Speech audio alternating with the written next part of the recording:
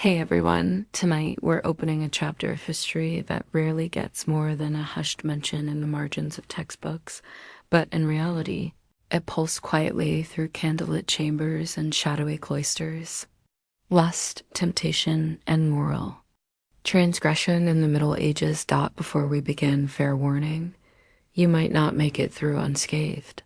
Not because it's too provocative. Well, maybe a little, but because if you'd lived back then with a curious spirit and even the faintest trace of desire, there's a good chance you'd have ended up in the stocks, flogged, burned, or all three, depending on the mood of the week dot. So before you settle in, consider liking the video and subscribing, but only if you actually enjoy this kind of content.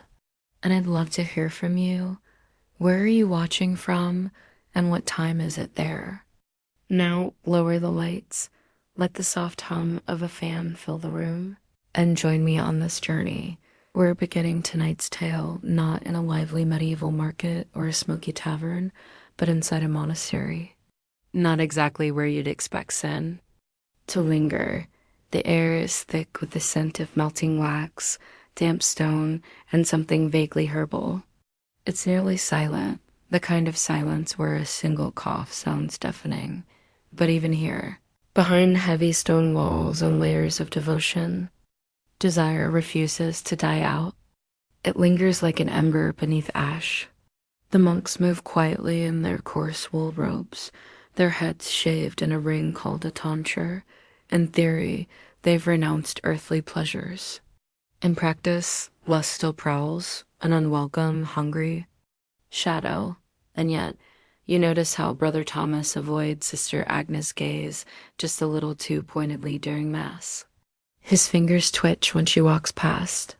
She, in turn, clutches her rosary tighter than seems strictly necessary.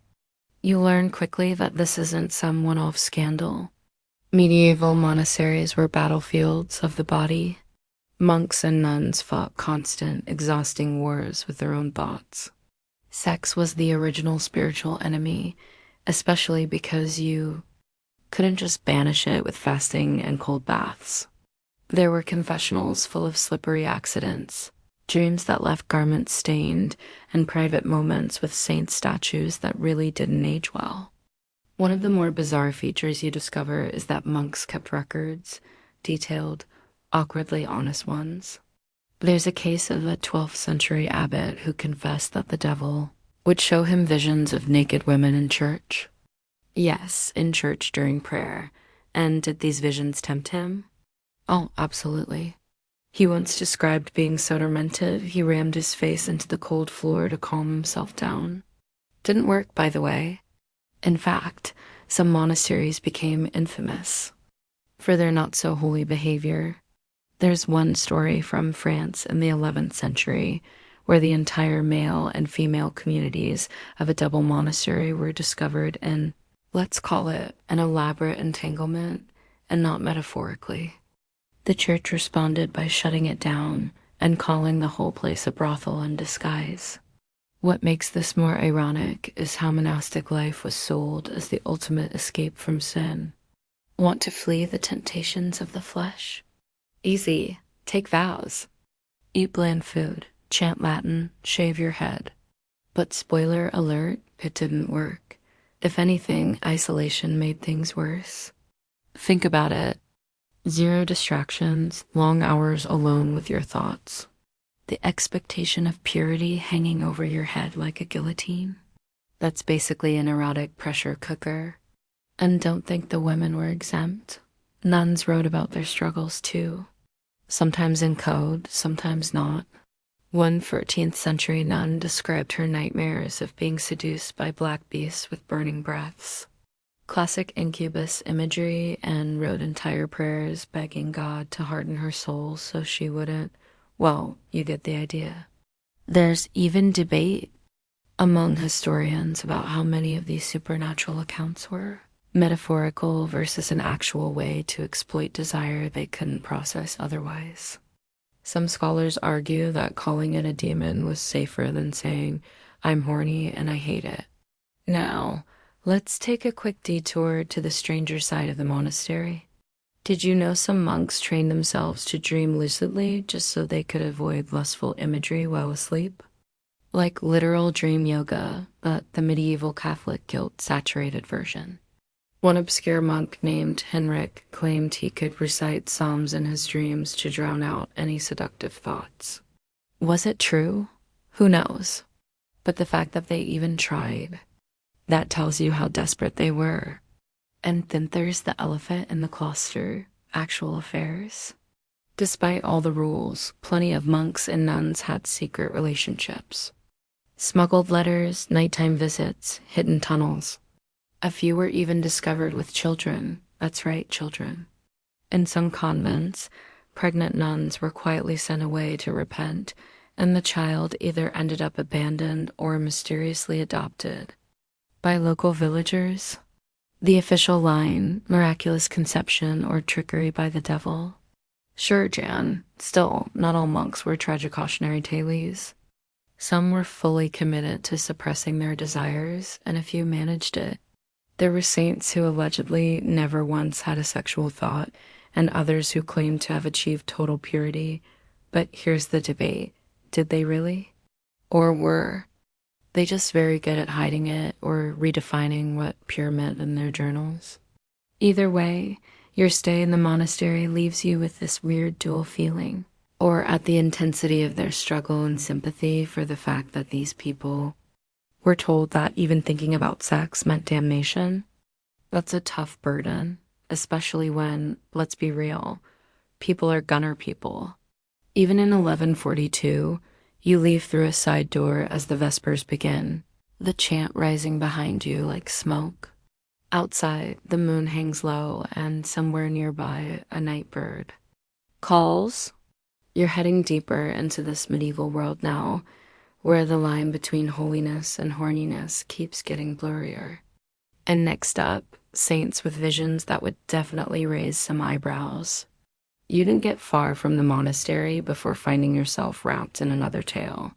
This one drenched in incense and mystery, flickering candlelight and sweaty hallucinations. Saints, those holy paragons, weren't exactly more exactly immune to lust either. In fact, the deeper you dig into their lives, the more you realize many of them spent years locked in what can only be described as deeply personal, occasionally erotic showdowns with the devil and sometimes with God. You slip into the shoes of a medieval believer somewhere between skeptical and spellbound as you pore over the lives of saints. Vite, as the church called them. These weren't just dry moral summaries.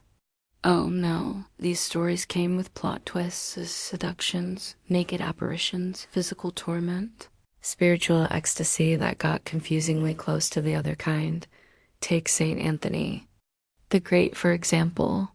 The poor guy fled into the desert to escape temptation and wound up with even more of it. According to his biographers, demons sent visions of women throwing themselves at him. Their bodies shimmered, their eyes sparkled, and in a classic move, Anthony rolled around in a thorn bush to stop his impure thoughts. Not metaphorically, like actually dove into it. You're not sure if that worked, but you can't deny the dedication. But it's not just men.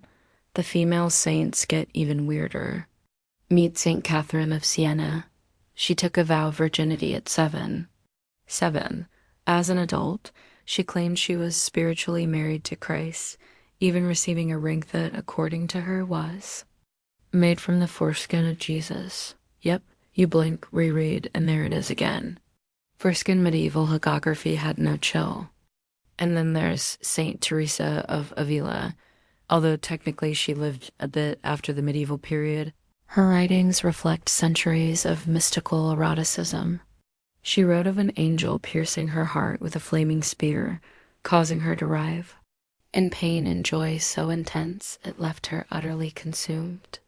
If that sounds vaguely like a romance novel scene involving divine BSM, you're not alone. Scholars still debate whether these visions were purely spiritual or whether Teresa was channeling suppressed desires into her metaphysical language. Some even argue she was having out-of-body orgasmic experiences and just didn't have the vocabulary for it, so she called them divine ecstasies. These accounts weren't fringe tales tucked away in dusty corners. They were popular, were widely read, even used as instructional material for other devout souls. The takeaway was clear. Spiritual perfection required confronting lust head-on, and the way you defeated it, well, often by enduring increasingly surreal, occasionally sexy torments. But here's the twist that makes you raise an eyebrow. Sometimes the saints enjoyed the visions. There are passages where the tone shifts from horror to awe, from disgust to wonder. Saint Lardus, a 13th century mystic, claimed that Christ kissed her on the mouth, like romantically. In one vision, his hands caressed her heart. She felt flooded with warmth and heard divine music. Was it symbolic? Maybe. Was it also the only acceptable framework for a woman in that society to describe any kind of intense pleasure? Almost definitely. That's where the open debate comes in. Were these saints truly transcending the flesh or just finding loopholes? Some modern historians suggest these holy visions were often the only safe container women had to express desire, intimacy, and pleasure. A kind of spiritual drag show where they slipped into a role society allowed and used it to say what they couldn't say openly. The interior is a single room, one bed, maybe two if they're lucky. Parents, kids, and sometimes even a goat all sleep within feet of each other. And here's where things get resourceful. There's a tradition in some regions called bundling or bed courtship, where a young couple, often in their teens, is allowed to lie together in bed with clothes on to talk, bond, and test their compatibility. Yes, you heard that right. In bed together, usually with a wooden plank or a sackcloth between them that's still more progressive than you'd expect. Of course, the idea was that they wouldn't have sex, that they'd just, hang out, supervised intimacy. But let's be honest, they were teenagers. They were curious and that they were surrounded by hay. You do the math. And sometimes this led to what was charmingly called premarital negotiation. If a girl became pregnant, the community often expected the young man to marry her.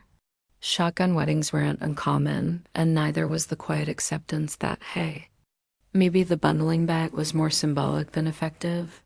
What surprises you is how communal all this is. In a society where privacy is almost non-existent, the community becomes both witness and judge of romantic relationships. Neighbors gossip, families keep tabs, and public reputation can make or break a courtship. You hear about a ritual where village women would inspect the bed sheets after a wedding night to confirm consummation had occurred. If the sheet was bloody, all was well. If not, rumors flew. You wonder how many clever brides pre-stained the fabric just to avoid scandal. Sex among the peasantry isn't shrouded in the same performance of chastity as it is among the nobility. It's part of life, practical, sometimes tender, sometimes hurried. You watch couples steal moments behind haystacks or in the forest where bird song and the rustle of leaves provide a thin veil of cover. A few are caught, sure, but punishment is often lighter than you'd expect. A small fine may be public penance. Everyone knows desire doesn't wait for the church's blessing. That said, there were rules, and crossing certain lines could be dangerous. Adultery, especially if it involved someone of higher status, could lead to exile, flogging, or worse. But among the lower classes, sexual transgressions were often handled within the community. You witness a strange custom called charivari, where a man who married a much younger woman or someone suspected of infidelity gets paraded through the village on a donkey while people bang pots and yell insults. It's half punishment, half performance, and it reeks of petty vengeance disguised as moral outrage. Still, there's humor here too, a kind of earthy acceptance. One local midwife, a stout woman with a gout-toothed smile, pulls you aside and says, the Lord can keep his sermons. Babies come when they want.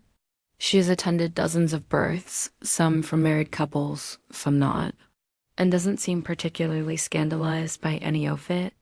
She even jokes about how many noblemen have left their blessings in village cradles. And yes, that's a thing. Noblemen would sometimes use their power to take advantage of peasant girls, leading them to awkwardly mixed status children who are often quietly absorbed into the village fabric or not so quietly cast out. One thing that stands out is how marriage itself isn't always a grand event down here. Sometimes it's just a handshake in front of witnesses, a verbal agreement that they'll share work, food, and a bed. The church wants a priest involved, of course, but in many cases, local custom rules the day. If you live together, if everyone sees you as a couple, then that's that. It's marriage by consensus and surprisingly flexible until it isn't. Of course, there's always someone watching from the margins. You meet an old widow who whispers about the woods women, young girls who disappeared into the forest to avoid shame after a pregnancy, or who practice their own kind of folk magic to control fertility. There are herbs passed in secret, teas that bring on the moon, and charms tied under skirts. Some of it's practical, some of it's superstition. All of it reveals how deeply women tried to maintain control in a world that often denied them agency. And this is where you hit the quirky fact of the night. In some parts of medieval Europe, young couples would carve love runes into tree bark, not just as a romantic gesture, but as a kind of spiritual insurance policy. If they couldn't afford a priest's blessing, the tree would do. It was natural, eternal, and frankly more available than a bishop. You pass one such tree, hearts carved into the bark, initials barely legible, and wonder how many generations of secret love stories it's absorbed. Scholars still argue about just how common sex before marriage was among peasants. Some point to church records full of fines and punishments. Others say those records only show the rare cases that caused scandal. What's clear is that the rules on paper and the reality in the field rarely lined up. Desire finds cracks. It grows in the shadows and in medieval villages. It shaped lives in ways more honest and sometimes more humane than all the noble poetry in the world. You leave the village behind, your boots muddy, your mind swirling with images of flickering hearths, whispered promises, and stolen kisses behind barn doors. The peasants may not have had silks or ballads, but they had passion, risk, and moments of tenderness carved into the bark of trees. Next, you're heading back to the cloisters, but this time the women are running the show. Nuns with ink-stained fingers and some surprisingly spicy secrets. You step through a creaking wooden gate into the walled stillness of a convent, half expecting to be met with angelic chanting and the scent of incense. Instead, you're greeted by the sharp tang of vinegar and a surprising note of roasted onions drifting from the kitchen garden. The air is clean but thick with unspoken stories. Nuns glide across the courtyard with practiced grace, habits flapping in the breeze, eyes lowered, hands folded. Yet behind the serenity, there's a pulse. Something vibrant and human beats beneath the linen and Latin. You can almost feel it. Inside the convent walls, it's supposed to be a sanctuary from sin, a haven from temptation, and a place where women devote themselves entirely to God. And sure, on the surface, everything follows the script. There are prayers, chants, hours of silence, and manuscripts copied with almost obsessive precision. But soon you realize this place is far more than a retreat from the flesh. It's a community of women thinking, feeling, dreaming, and yes, occasionally fantasizing. Just like everyone else in medieval society, and they kept records. You find yourself in the convent library, where the air smells of old parchment and beeswax. One of the sisters, older and quietly amused by your curiosity, unlocks a cabinet and shows you something few outsiders ever see: the private writings of nuns. Not doctrine, not psalters, not dry theological commentary. No, what she lays before you are diaries, fragile collections of yearning, shame, visions, and desires scribbled between prayers and poems. Some of it spiritual, yes, but not always the way you'd expect. One entry you read describes a dream, where the writer sees the Virgin Mary cradling her with a tenderness that sounds less like maternal comfort and more like an overwhelming wave of bliss. Another recounts being kissed on the mouth by an angel again and again until she wakes up, gasping, convinced she's either blessed or damned. You're not sure which one she wants more. One nun writes about a fellow sister's golden hair like summer wheat and the gentle weight of her hand during prayer. It reads like longing, quiet, intimate, almost mournful. It never says anything overt, but the undertones are undeniable. And it turns out this wasn't an isolated case. In convents across Europe, from England to Italy, scholars have found letters and poems passed between women, sometimes coded, sometimes shockingly direct. One nun in Germany wrote of her hunger for the warmth of Sister Clara's body. Another, in a tiny outpost in France, confessed that she sought God's mercy for dreaming of carnal joy while sharing a bed in winter. You pause here, wait, sharing a bed. Oh, yes, convent dormitories were communal, often with 2 or more nuns per straw mattress in colder seasons. It was practical, economical, and in some cases an unexpected invitation for intimacy. While rules forbade physical affection, enforcement was inconsistent. After all, there weren't cameras or DNA tests. Just a lot of dim candlelight, heavy robes, and human need. Still, not everything was hidden. In fact, some abbesses kept astonishingly honest records of misbehavior.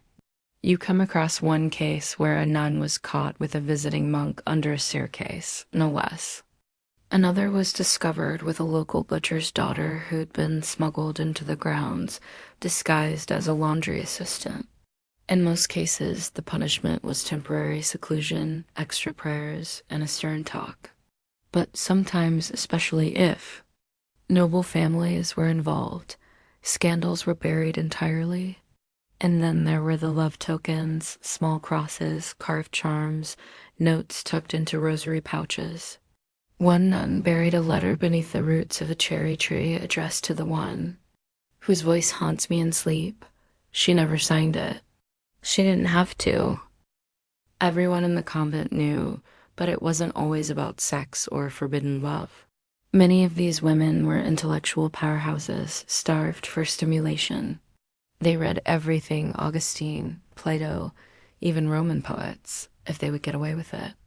They debated theology late into the night, translated texts, and wrote mystical reflections that, when you squint just a little, sound like erotic poetry disguised in the language of piety. One visionary nun describes her soul being pierced by a divine flame and open like a flower to the light. If that's not metaphorical foreplay, you don't know what is.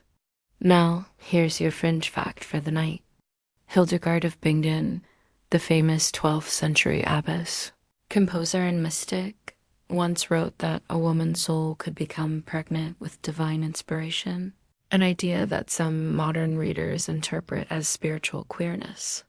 She also had an intense, possibly romantic bond with another nun named Richardis, which ended in a heartbroken flurry of letters when Richardis was transferred to another convent. Hildegard's grief reads like a breakup album in Latin. Of course, modern scholars debate what all of this means. Were these relationships romantic, platonic, emotional coping mechanisms in an all-female environment? Did nuns understand their own desires in the way we frame sexuality today? There's no single answer. What's clear is that these women lived full, complex emotional lives far from the image of passive celibate angels that church propaganda liked to project. You also learn that many women didn't choose the convent freely. Families often sent daughters here as a financial decision or political strategy. If you weren't beautiful enough to marry advantageously, or had too many sisters ahead of you, off. To the nunnery you went. Some embraced it, others didn't. One diary has a single heartbreaking line. I do not love my vows, but I obey them. It hits harder than any sermon. And let's not forget the occasional outliers. The rebellious nuns who snuck out of the convent at night, visited taverns, and even took lovers. In 14th century Italy, one group of nuns was discovered hosting mass dances in their cloister, complete with hired musicians.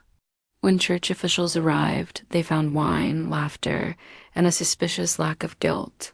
The women were reprimanded, of course, but not expelled. Why? Because some of them were related to bishops. Surprise as you walk.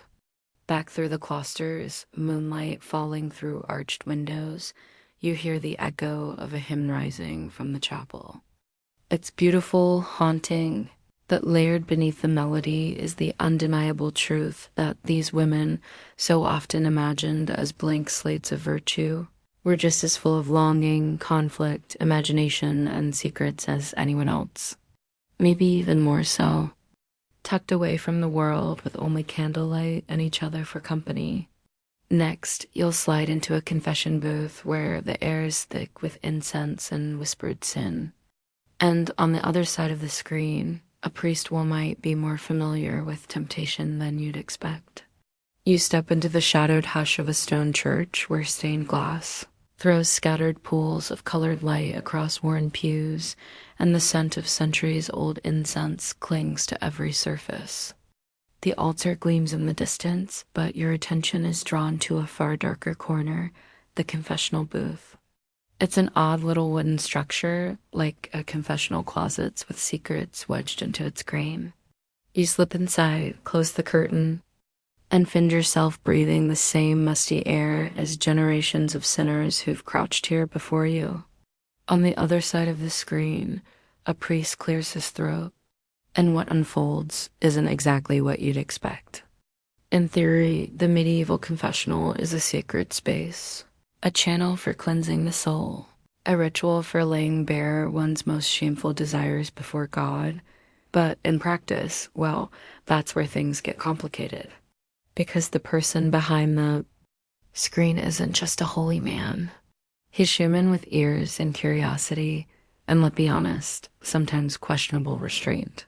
Confessions could be brutally explicit. People came to priests not only to beg forgiveness, but also to ask whether the particular thing they did with their spouse or their neighbor or traveling minstrel technically counted as a sin. You hear one such confession, a young man trembling as he whispers that he allowed a girl to touch his shameful member while bathing.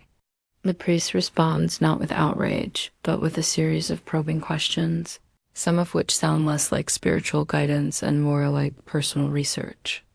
That's not entirely surprising.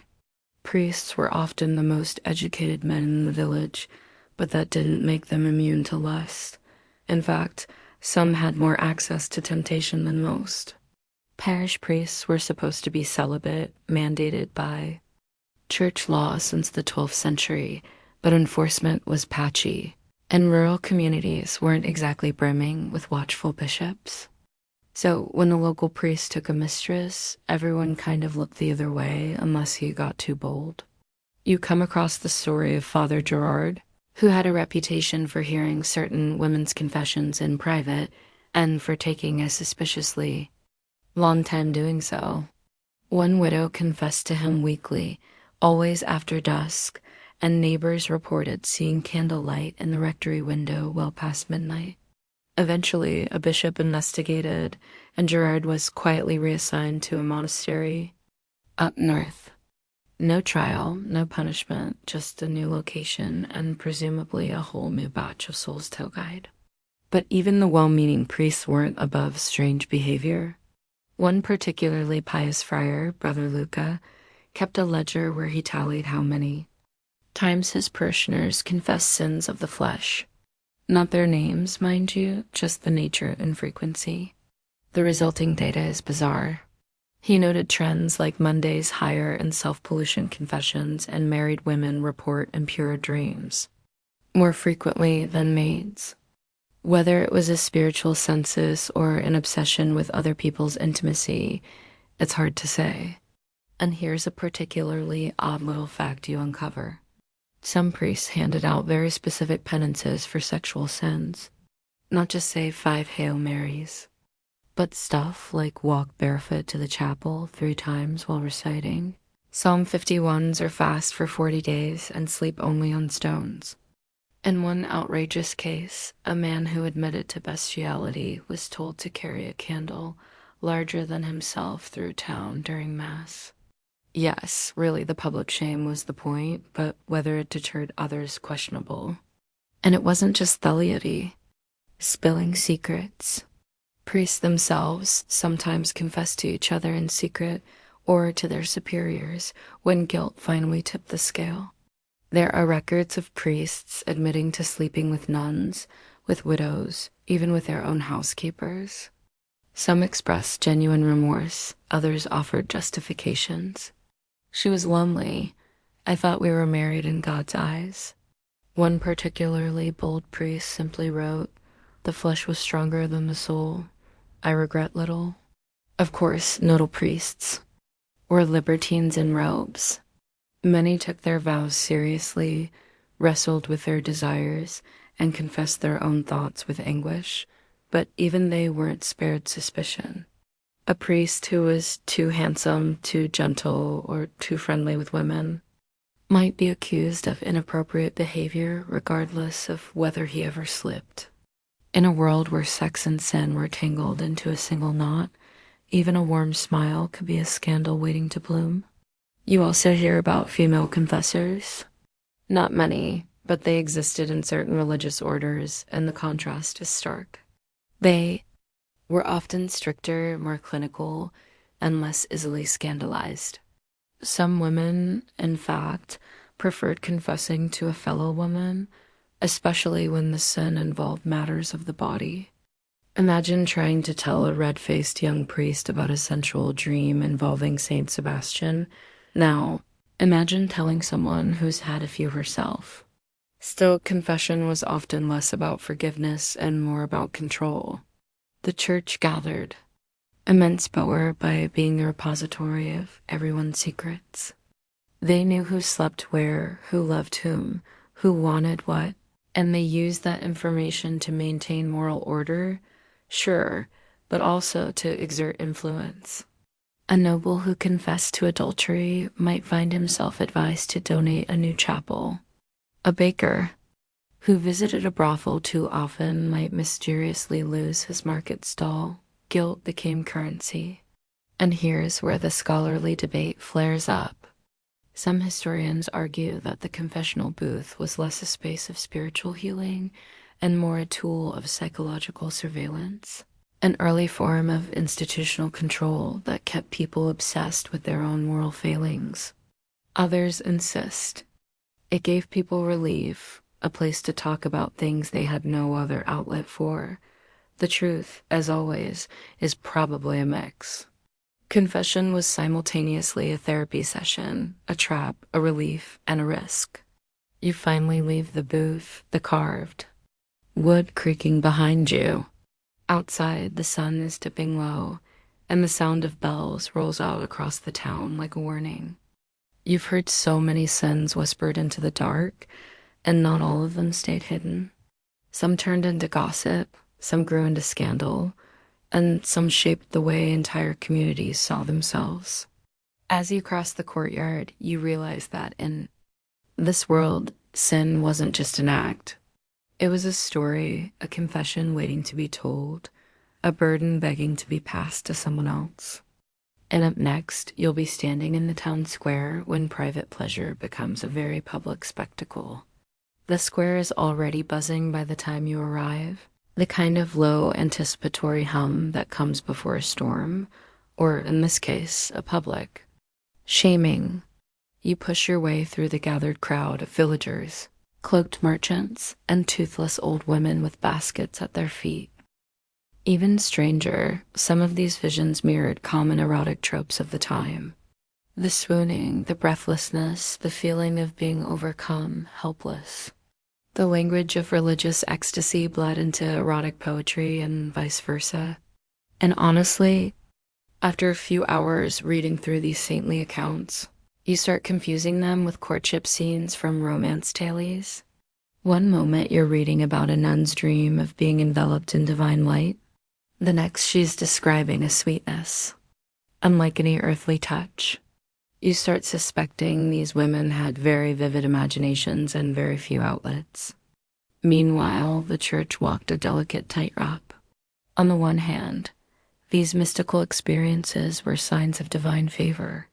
On the other, if a vision got too spicy, suspicions of heresy, madness, or even demonic possession weren't far behind. Plenty of mystics, especially women, walked that dangerous line. Be too pious, and you might be declared a living saint. Be too sensual about it, and you might find yourself on trial.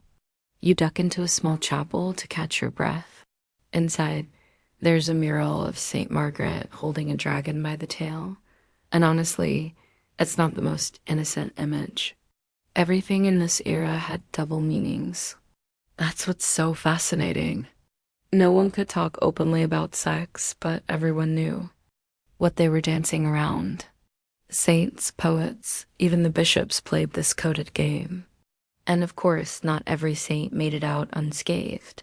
Saint Christina, the astonishing, her name's not even the weirdest part, was said to levitate, throw herself into furnaces and dive into icy rivers to resist temptation.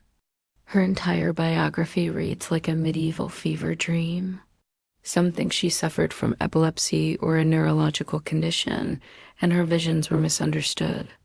Others see her as a mystic genuinely trying to wrestle with the contradictions of body and soul in a world that punished both extremes. You exit the chapel just as a bell tolls in the distance. Another reminder of how closely time and ritual wrapped around desire in this world. These weren't just stories for the faithful. They were survival guides, cautionary tales, wish fulfillment, and, if we're being honest, slightly erotic fanfic for people who couldn't read the Canterbury Tales without blushing. By the time you hit the road again, the saints feel less like flawless icons and more like exhausted humans trying to make sense of overwhelming impulses. It's comforting in a strange way. Even the most divinity couldn't escape desire's pull. They just found more elaborate poetic ways to wrestle it. And speaking of poetic wrestling, you're headed next to the courts of love where knights pine, ladies plot, and nobody's really as noble as the songs say. You arrive at a sprawling castle just as the sun begins to dip behind the towers, casting the stones in a warm golden hue that makes everything look slightly more romantic than it really is. Inside, a feast is being prepared. Roasted meats, spiced wine, fruit piled high, and you can already hear the pluck of lutes and the low drone of poetry recited in aching tones. Welcome to the world of courtly love, where desire is celebrated. Flirtation is an art form, and yet absolutely no one seems to be getting laid. You take a seat in the great hall, observing the players of this peculiar game.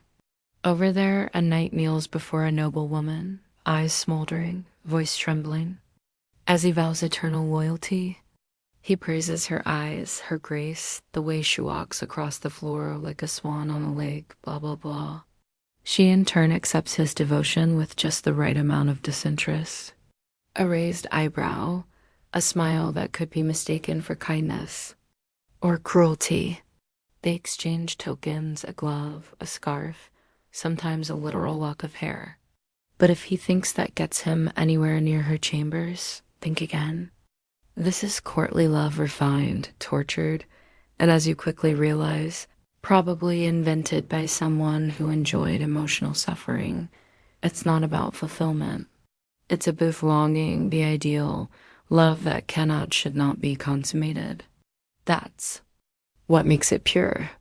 You start to wonder if this entire cultural obsession was the medieval version of edging. The poets of the time, treaters and trow, specialized in this stuff. They travel from court to court singing of unattainable women and the agony of loving someone they could never touch. One of the most mama was Cretan, who gave us tales of Lancelot and Gawain, and other classic situations where true love is always just out of reach or has to be kept secret because someone already said I do to a king or an enemy lord. And yes, while these stories were technically fiction, they shaped the actual behavior of the nobility. People mimicked what they read. Ladies would flirt just enough to inspire devotion, but not so much as to lose control. Knights would perform absurd feats, jousting, slaying beasts, writing sonnets by candlelight, all for a single smile or whispered word. You start to think maybe the real reward was the performance itself. The idea that wanting was nobler than having. But here's the kicker. That's all on the surface. Scratch a little deeper, and it turns out these chaste declarations were often just a glossy cover for very real affairs. Especially at court, where political marriages were the norm, love often had to be found elsewhere.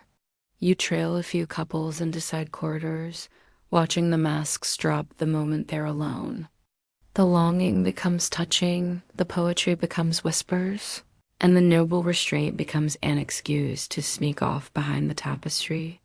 One particularly juicy example, Nina of Aquitaine and her court of love. She's one of the most powerful women of the 12th century, and she basically hosted salons where ladies debated the rules of romantic behavior like it was a medieval episode of The Bachelor. Should a man pursue a married woman? Should jealousy be encouraged? How do you test a lover's loyalty? It sounds all very polite and philosophical until you realize many of the participants were embroiled in affairs of their own, often with the very knights writing those swoony poems. Still, this whole courtly love thing had strict rules. One big one, it was supposed to be non-physical. That kept it from being technically sinful. The church didn't love it, of course. It seemed suspiciously secular, all about earthly desire instead of divine love. But it was hard to condemn someone for saying they admired someone else's soul, especially when the admiration came with such lovely metaphors. But the lines blurred constantly. You discover a story of a nobleman who cut himself with a dagger to prove his devotion to a lady who refused him. She, moved by his gesture, agreed to a secret meeting. You'd think that's where things finally got physical, but nope, they just talked. She told him he'd earned her heart, and he promised to serve her until death. That was it. Everyone left disappointed, including you. And yet these relationships carried immense weight.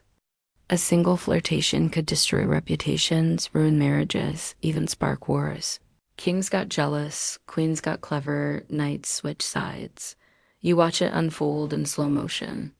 The way a look becomes a rumor, and a rumor becomes scandal. One lady of the court passes you and mutters, "It's not the love that's dangerous, it's the politics." She's not wrong.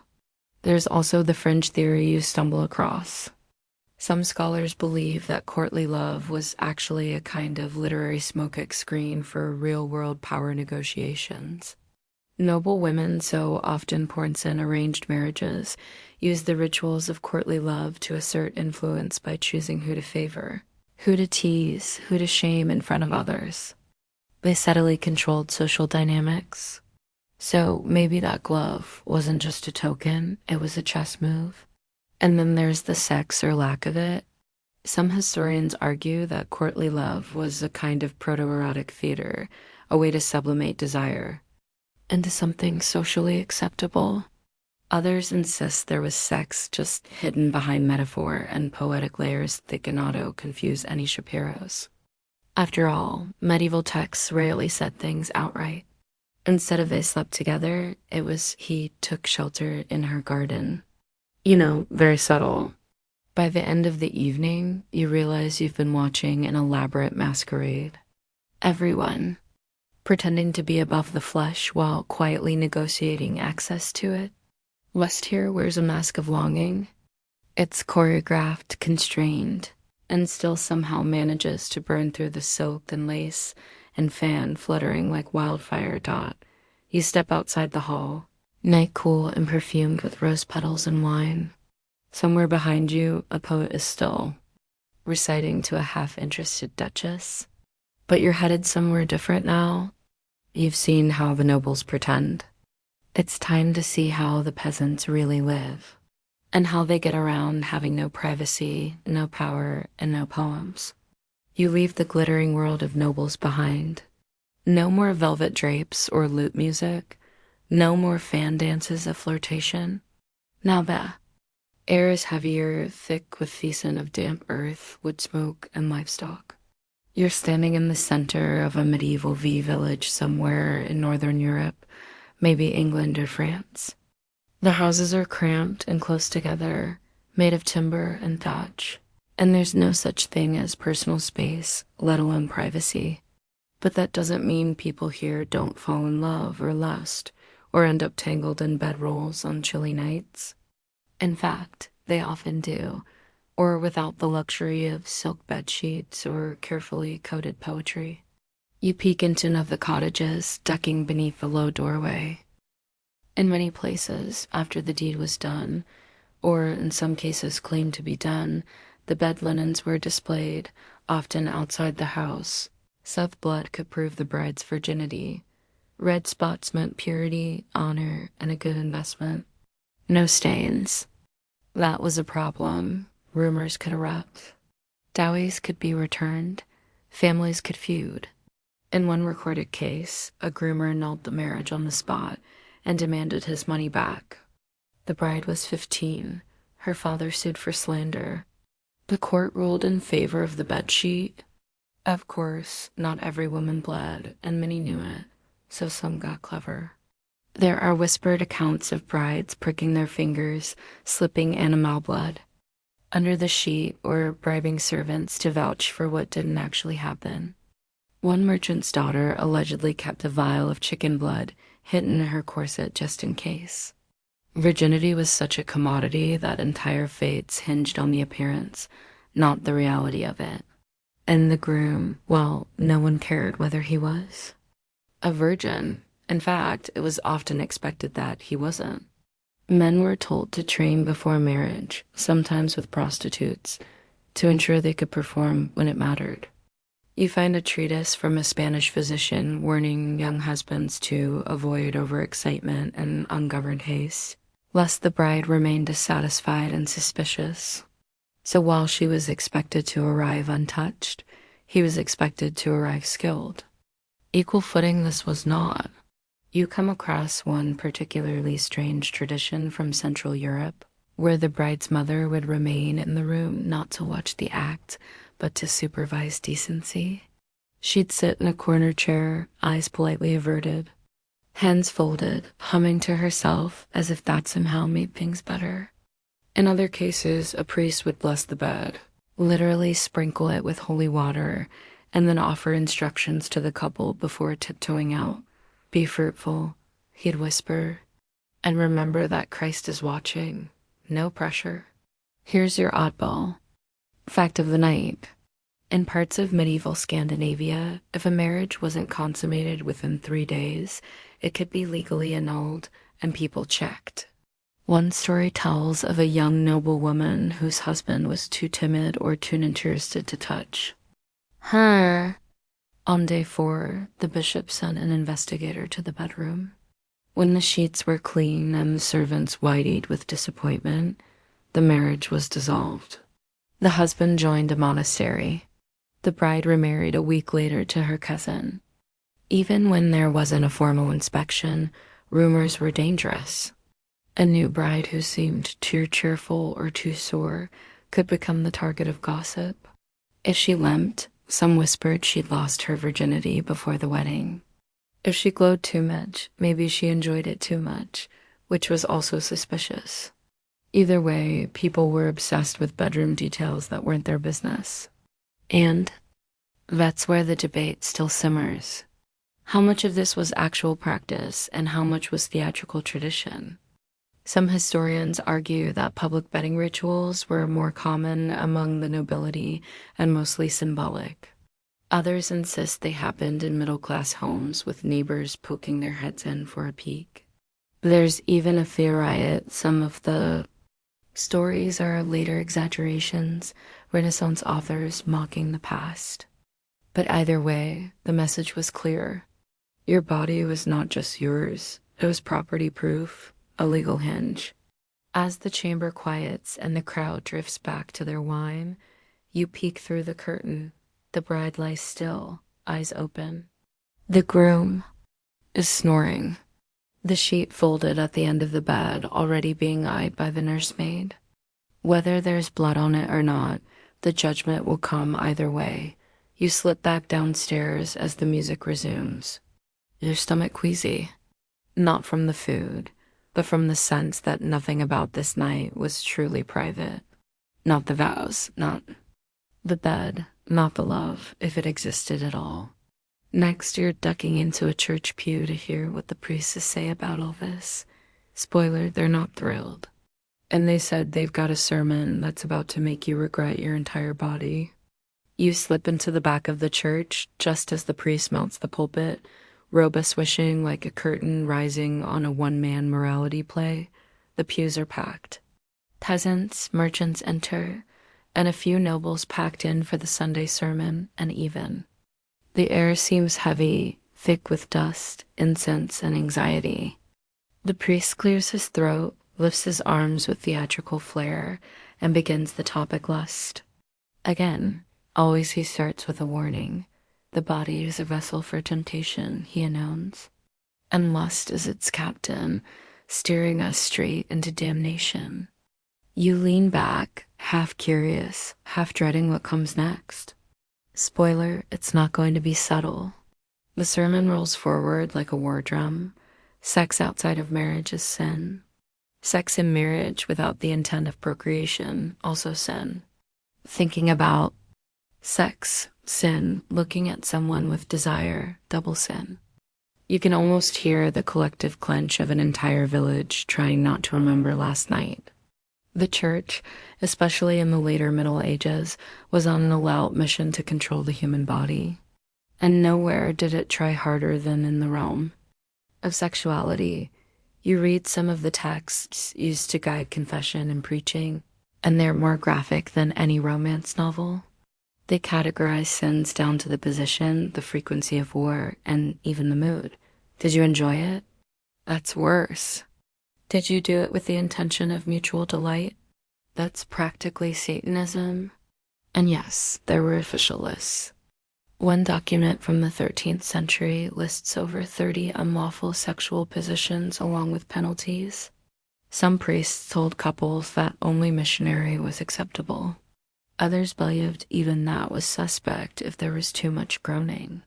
One preacher famously warned his congregation that even a kissing with tongue could summon demons. You look around the church and wonder how anyone managed to procreate at all. The priest thunders on quoting Augustine, the father of Christian guilt, who insisted that the only justification for sex was to produce children. And even then, you should feel a little bad about it. According to him and a slew of medieval theologians, desire was a byproduct of the fall. Adam and Eve, they ruined everything. Lust is not love. Lust is proof of our brokenness. If you enjoy sex, it's because sin lives in your flesh. No amount of rosaries can scrub that out. You catch the eye of a woman 2 rows up who looks like she's trying not to laugh or cry. It's hard to tell. Maybe she's thinking about the night before. Or maybe, like you, she's just exhausted by the contradiction. Everyone's expected to marry, have kids, populate the Christian kingdom. But also to pretend sex is this joyless, guilt-ridden duty that must never be enjoyed. It's like being told to bake a cake without tasting the batter or smiling while you do it, and yet the church didn't ignore seed sex. It obsessed over it. Monks wrote treatises on the dangers of nocturnal emissions. Pollution, they called it. because clearly spontaneous arousal meant the devil was rifling through your dreams. There were entire theological debates over whether married couples could have sex on Sundays, feast days, or during Lent. Answer: usually no, but maybe if you really, really needed to and cried afterward. One friar you read about, Brother Peter, bless him, argued that even married couples who loved each other too much were guilty of sin if their affection led to pleasure. He warned that too much joy in the marriage bed would soften the heart and weaken the soul. You wonder what his own bed looked like? Probably a plank of wood and a bad attitude. Still, not all churchmen were full-on killjoys. A few quietly admitted that desire was natural, even useful in the context of marriage. Some theologians wrote that affection between spouses was a gift from God, a way to keep couples bonded through hardship, but they were the minority. Most voices doubled down. Lust equals sin. Your body is suspect. Your thoughts are worse. And don't even think about touching yourself. Here's your quirky fact for the night. In certain regions, the church advised that married couples should abstain from sex for 40 days before Easter, 30 days before Christmas, 7 days before taking communion, and on all feast days, of which there were a lot. By the time you add in narration, pregnancy, postpartum periods, and fasting seasons, the average medieval couple was left with about, 5 to 10 guilt-ridden, nervously performed nights per year max. And don't you dare enjoy them. Meanwhile, the same church that preached against lust in sermons funded illuminated manuscripts that showed Adam and Eve blushing under fig leaves, demons groping monks in their sleep, and even naked saints resisting temptation while naked. The mixed messaging is almost funny if it weren't so damaging. On one hand, sex is dangerous. On the other, look at these pictures of people almost having it, and the debate still simmers in academic circles. Some argue that medieval Christians internalized all this doctrine, living lives of repression and shame. Others suggest that people just nodded along in church and then went back to doing whatever they were going to do anyway. After all, there's no shortage of confessions, court records, and poetry filled with desire, scandal, and not-so-holy thoughts. Maybe people learn to live in both worlds, pious by day, passionate by night. Back in the church, the priest is winding down his voice, softening as he calls for repentance. Guard your thoughts, he says, for they are the seeds of action. Even a single lustful glance can be the beginning of eternal damnation. You look around at the crowd again, and it's clear. No one here is entirely free of guilt. That's kind of the point. Keep them ashamed, and they'll keep coming back. Everyone's eyes are locked on a wooden platform in the center, where a pair of stocks has been dusted off and freshly oiled. Next to it, a barrel filled with rotten vegetables. Welcome to medieval justice, where sin doesn't just haunt your soul, it gets awful, painfully public performance. Today's unfortunate star is a woman in her 30s, hair wild and face flushed. Not from embarrassment, you suspect, but from sheer fury. She's been accused of adultery, though the details are vague. The man involved isn't present. He never is. She, on the other hand, is about to spend the afternoon in the stocks, with her ankles and wrists locked in place, while the townsfolk do what they always do best, judge, yare, and pro things. You feel it instantly.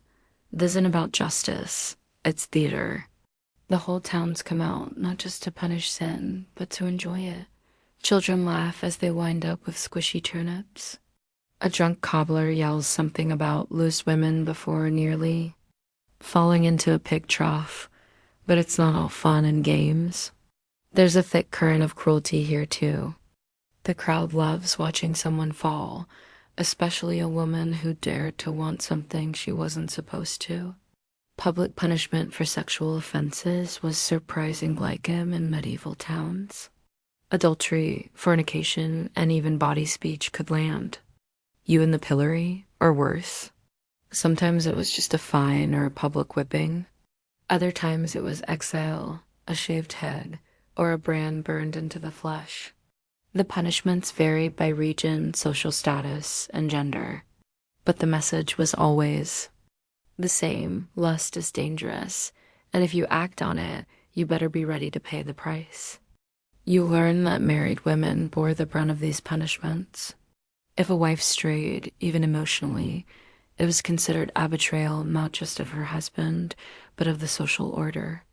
A man, on the other hand, could often get away with an affair, especially if he claimed the woman seduced him.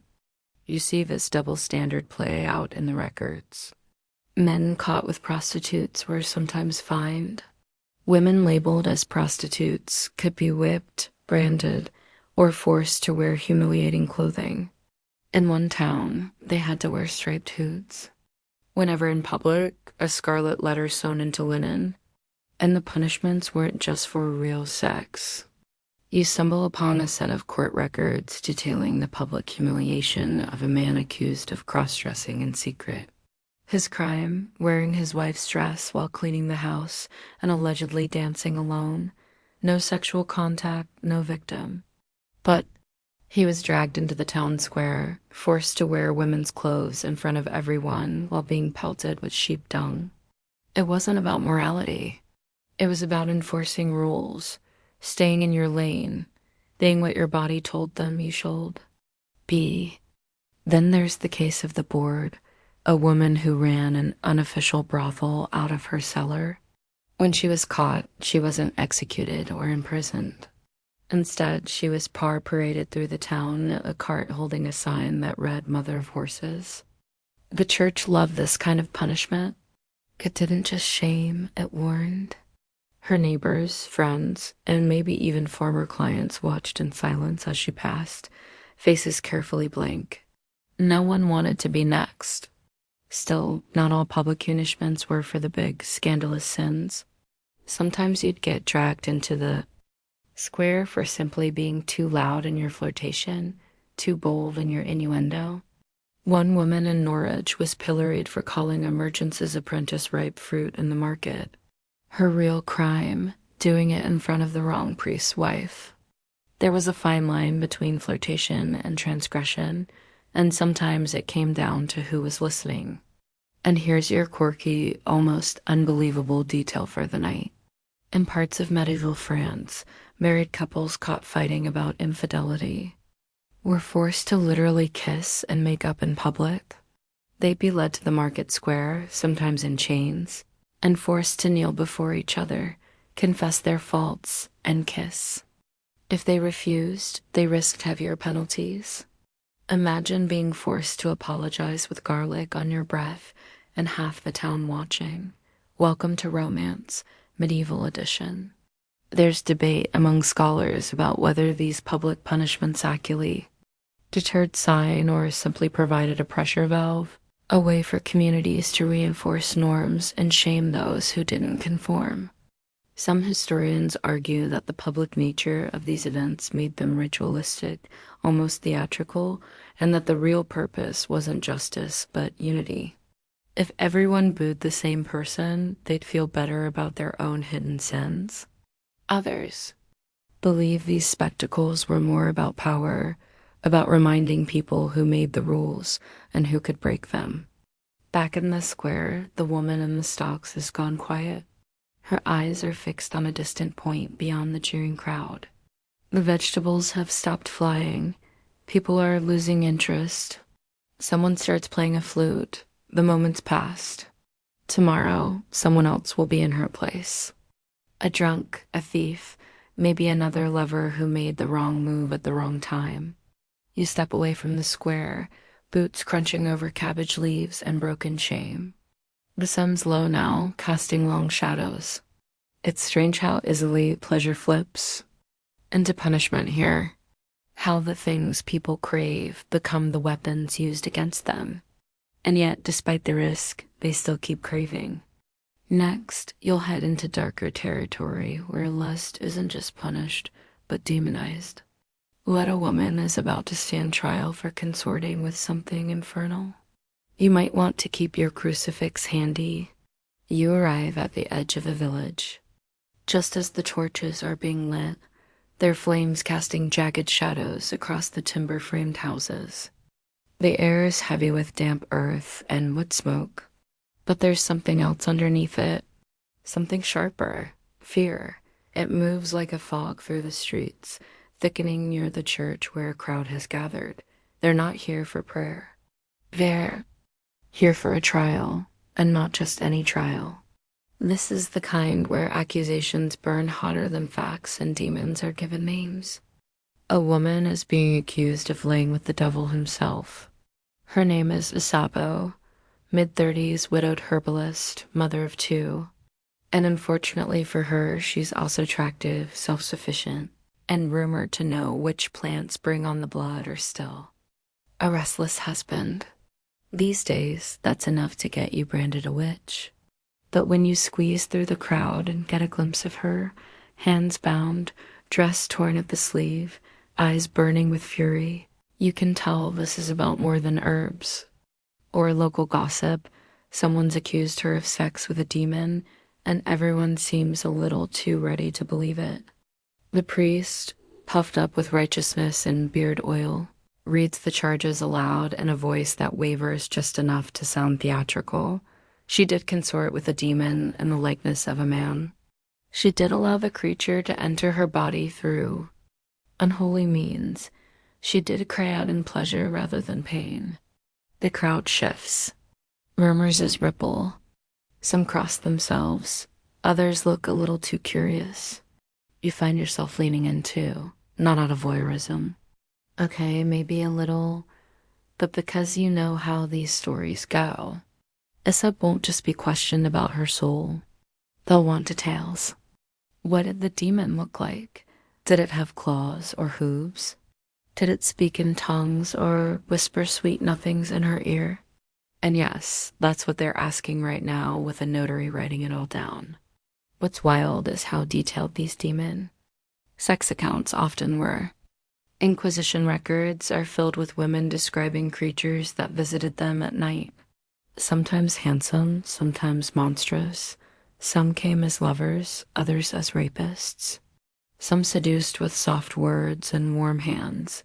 Others forced themselves into dreams like a sickness. But no matter how the women described it, the church had a script ready. These were incubi male demons who tempted women into sin, stole their sea, and used it to breed more evil. Conveniently, it explained everything from sleep paralysis to sexual desire to why someone's sheets might be damp in the morning.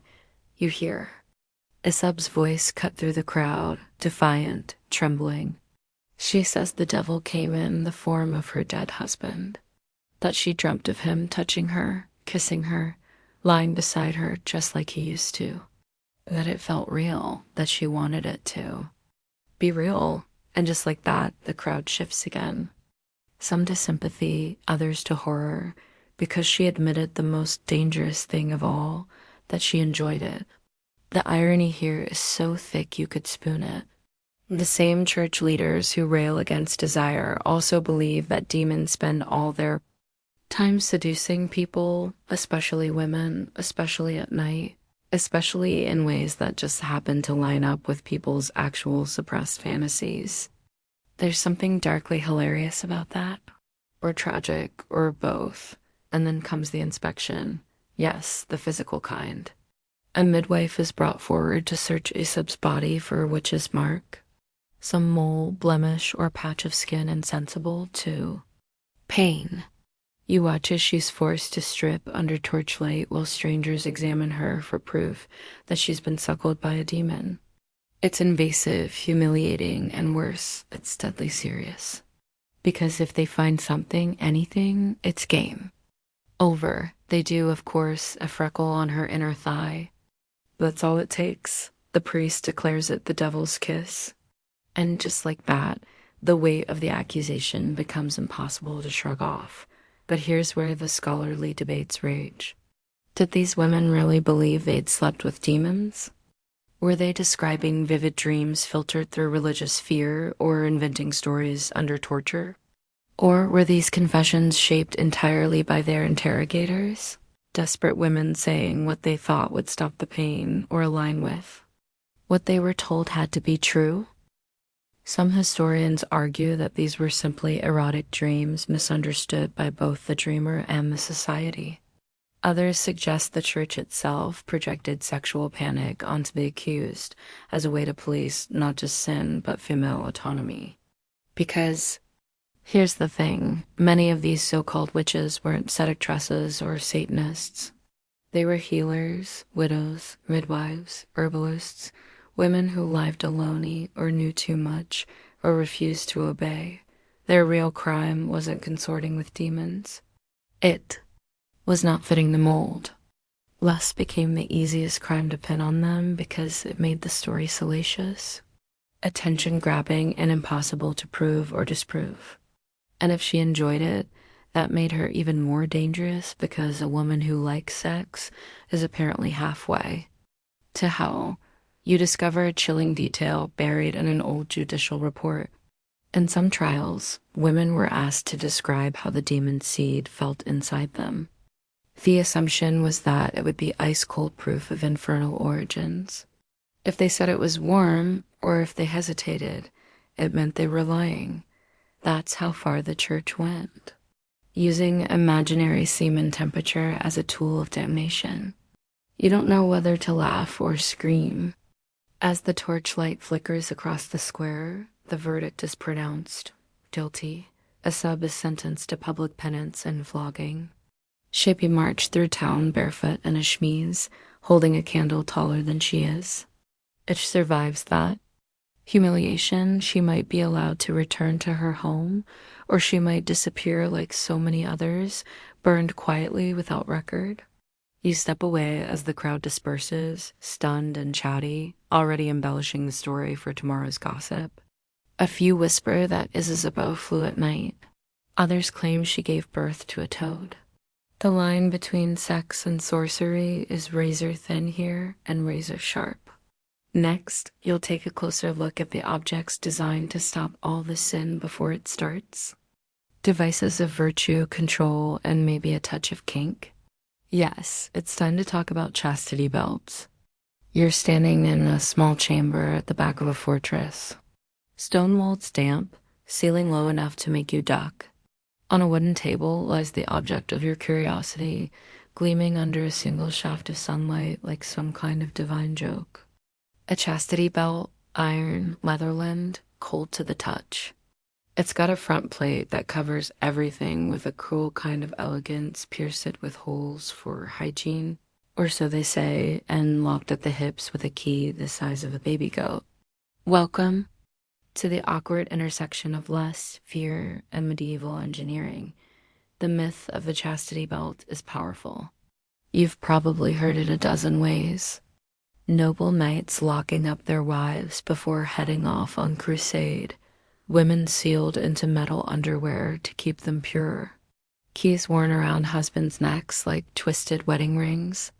It's got all the makings of a dark fairy tale. But as you look closer, you start to notice something strange. This belt is a little too ornate, a little too pristine, almost like it was made to be looked at, not worn. And that's the first clue that things aren't as straightforward as they seem. Historians are still arguing over whether chastity belts were ever widely used or used at all. Sure, there are museum displays and the occasional drawing from the Renaissance that shows women strapped into these torture panties of shame. But the earliest physical belts we have, most date from 15th century or later, and some look suspiciously like 19th century forgeries designed to titillate more than terrify. That's right. Some medieval chastity belts may be the historical equivalent of cosplay props for Victorian gentlemen with very specific tastes. Still, the idea had roots. The church was obsessed with controlling female sexuality, and chastity was practically currency. Virginity wasn't just a moral state. It was a bargaining chip in marriage, a symbol of family honor, and a theological idol. So the idea of locking it down literally fit right into the broader culture of control. Whether or not women were walking around wearing iron thongs, the threat, the metaphor, and the obsession, and were very real. You leaf through some old manuscripts and find a few references, none of them exactly flattering. One Italian text describes a jealous merchant who commissioned a belt from a blacksmith to preserve the virtue of his young wife. Another chronicles a paranoid noble who required his daughters to be secured whenever they left the estate. No one says how long they wore them, how they bathed, or how infections were handled. You begin to suspect those details were conveniently left out or completely imagined. But there are weirder facts, too. Some belts were designed not just to prevent intercourse, but to prevent pleasure. One model has little spikes on the inside, most like a reverse hedgehog.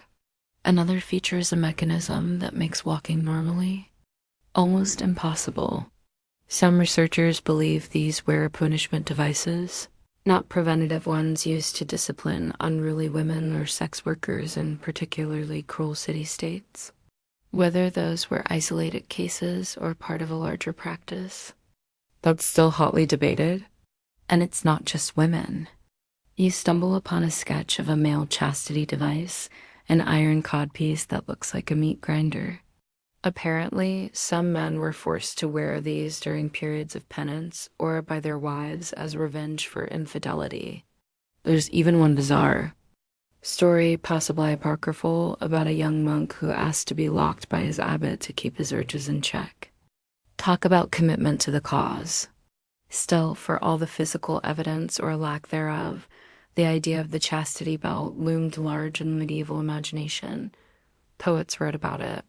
Preachers warned of it. Sadists mocked it. One body French ballad describes a woman outsmarting the belt by bribing a locksmith, then having a tryst with 3 different suitors before morning prayers. Another joke goes that a knight returns from the Holy Land to find his wife not only pregnant, but wearing the belt with the key still on his neck. The message, where there's a will, there's a workaround. You find a quirky little record from Nuremberg in the 1500s of a man who tried to sell a virtues device at a public market. The city council ordered him flogged, not because the device was immoral, but because the whole idea was considered fraudulent and ridiculous. Apparently, even then, people were citing the practicality of strapping someone into medieval Tupperware and expecting it to end well. Modern scholars often argue that the chastity belt became more symbolic than real, a metaphor for control, a tool of propaganda, a warning.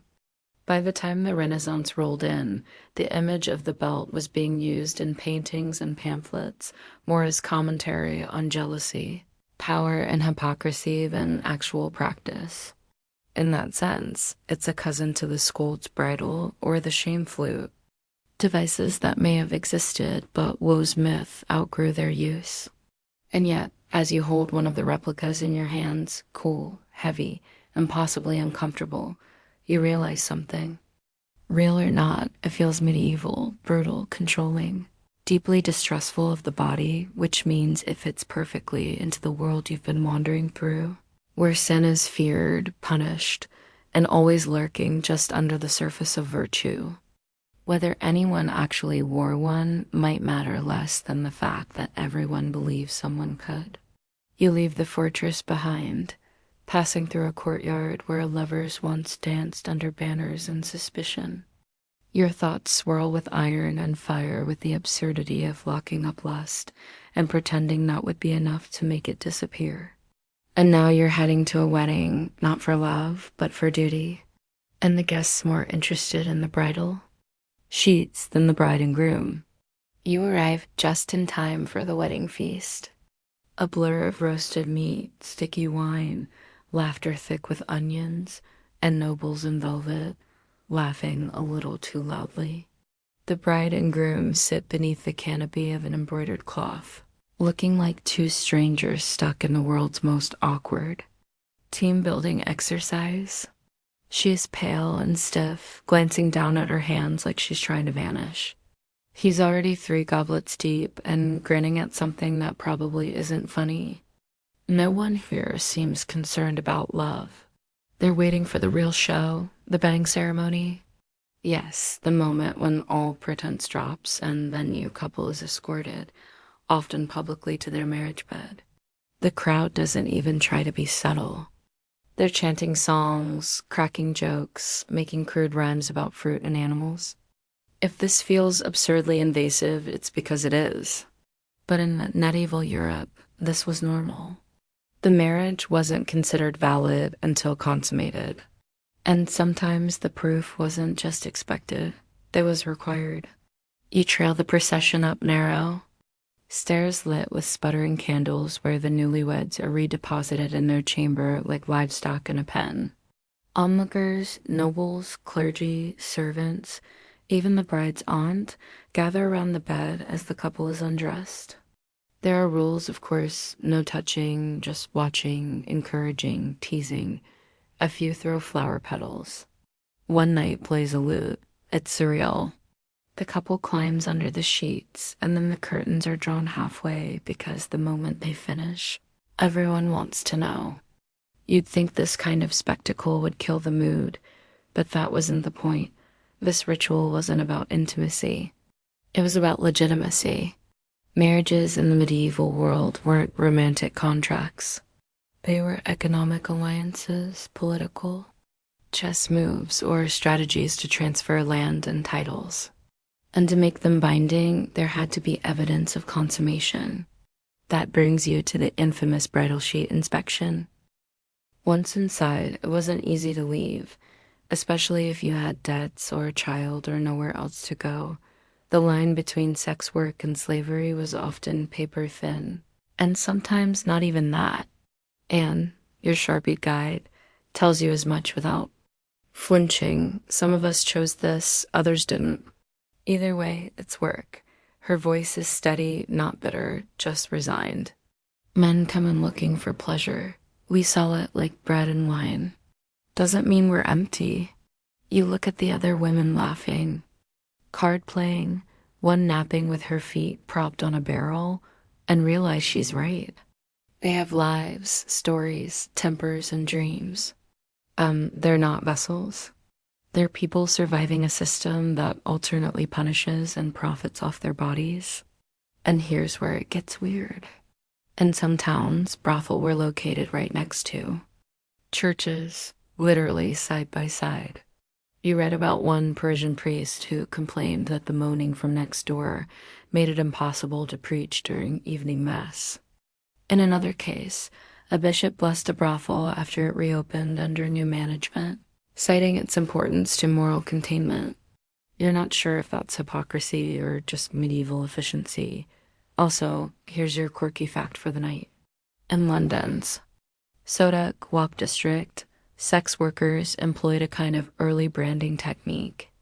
They wore specific color-coded gowns based on specialty, and their services were advertised through symbols like a peacock feather in the window or a boot tied to the door handle. You imagine what Yelp reviews would look like in 1387 and try not to laugh. Of course, regulation didn't mean protection. The same authorities who taxed brothel were quick to turn on them during moral panics. When plagues swept through cities, prostitutes were often the first blamed. Some were expelled, others whipped publicly to cleanse the city. And while many clients came from the upper classes, the women bought all the consequences if caught. One girl in Avenue was executed for spreading syphilis, even though her most regular customer was a cardinal. Still, the system endured because it was useful. Brothels served a political purpose. They kept excess desire off the streets. They gave soldiers, merchants, and clergy a discreet outlet. And perhaps most importantly, they were visible, manageable. If less could be taxed and scheduled, maybe it wouldn't overflow into the homes of respectable citizens. Scholars are still debating how much agency medieval sex workers really had. Some argue that the brothel system was exploitative from top to bottom, a machine of control and shame. Others see moments of autonomy. Women who rose to positions of power, ran their own establishments, or even retired with wealth and property. There are records of former prostitutes becoming respected landowners, midwives, and even nuns. One particularly bold woman in Flanders sued a nobleman for breach of contract and won. Back in the brothel, Alin shrugs off a question about retirement. Maybe one day I'll open a bakery, she says. Something sweet, something quiet, but for now, she's in charge here. And in a world that tries to own and silence women like her, that's no small thing. As you leave the district, the sound of music and laughter fades behind you. It's getting dark, but the lamps are lit. Life continues. Desire doesn't disappear just because it's labeled dangerous. Sometimes it just finds a price tag and a time slot. Next, you'll meet the women who refuse to be priced, categorized, or silenced. Widows, rebels, mistresses, and those who decided they wanted more than society ever planned to give them, not actually be her cousin. The two women share a home, a bed, and a business. And while they never say aloud what they are to each other, they answer hums in the space between their words. They operate in that liminal zone where the village isn't quite sure what's going on, but no one dares ask. Joan smirks when you bring it up. I dye silk, she says, not explain myself. In a world where women were supposed to marry or retreat to a convent, she's chosen a third option, self-sufficiency. And then there are the mistresses, often painted as sinful distractions or scandalous shadows in noble courts. They were far more complex than their reputation suggests. You find yourself at a manor house outside the city where a well-dressed woman named Isolde greets you in a garden that smells like lavender and clove. She's the longtime mistress of a wealthy baron. No secret, no shame. She has her own servants, or her own rooms, and a pearl necklace that probably costs more than a peasant's farm. Isolde isn't a scorned woman, she's an institution. His wife manages the state, she tells you, and I manage him. She chuckles, but there's truth in it. While noble marriages were often political, mistresses offered emotional intimacy, sensuality, and companionship, things that didn't always survive arranged unions. Some wielded genuine power, and Yesel, mistress of King Charles II of France, had political influence and a say in court offense. She also wore low-cut gowns that scandalized the church and set fashion trends across Europe. A mistress could shape culture and policy from a silk-draped chamber just as effectively as a queen with a crown. But mistresses walked a fine line. Their power was always precarious, tied to the whims of the men who kept them. If their patron died, remarried, or lost interest, they could be cast out overnight. Richer than some, sure, but legally vulnerable. Many secured gifts of land or property, hoping to anchor their futures before their lovers moved on. Some succeeded, others vanished into the records, unnamed and unsupported. You also meet a few women who operated complete outside the formal systems, rebels in the truest sense. One is a healer named Tilda who lives in a hut on the edge of the woods. She's not a witch, though plenty of people call her that. She grows herbs, treats wounds, and knows more about the human body than most city doctors. She's had lovers, she admits, both male and female, but doesn't keep them long. Too noisy, she says, rinsing roots in a copper bowl. I like silence better.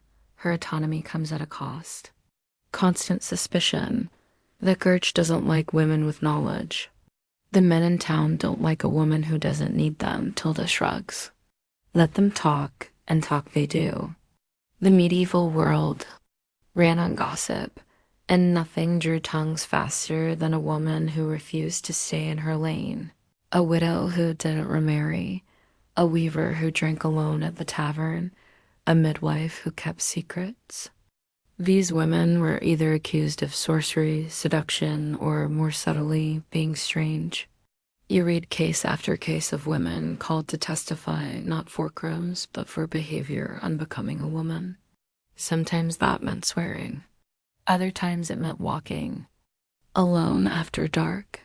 One particularly memorable case involved a woman in Lubeck who wore trousers under her dress and was hauled before the Council for Masculine Arrogance. Her defense: it's warmer. They find her anyway. And here's your fringe fact. Of the night, in a few regions, especially in late medieval Germany, women's guilds allowed single or widowed women to join as full members and even vote on business decisions. In one town, a female brewing guild dominated the local beer market for decades. They brewed, they profited, they enforced quality standards with a kind of delightful ferocity. One document refers to them as the Hop Sisters. If the men complained, the women raised the prices.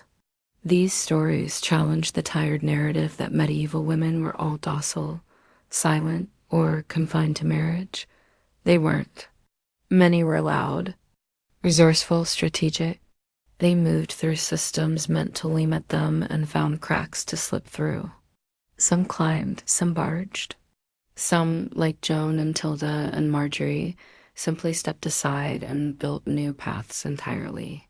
But scholars still debate just how free these women really were. Some argue their autonomy was always on a knife's edge, easily revoked if they stepped too far out of line. Others point to evidence of lasting influence. Women who left wills, ran estates, and wrote letters that reshaped family fortunes. You can almost hear the tension in the sources. Were these women exceptions or proof that the rules were never as rigid as they seemed? As you leave Marjorie's cottage, the street glows in the early evening light. The girl passes by carrying a bundle of herbs. A merchant's wife barks orders at a servant. Two older women sit on a stoop, gossiping about a neighbor who smiles too easily. Life continues full of contradictions. Women in the Middle Ages were saints, sinners, wives, widows, mothers, witches, rulers, rebels, and often all of those at once. Next, you'll run your hands across fabrics that do more than keep people warm. Silks and furs that seduce, conceal, and reveal. Because when everyone says desire is sinful, even clothing becomes part of the game.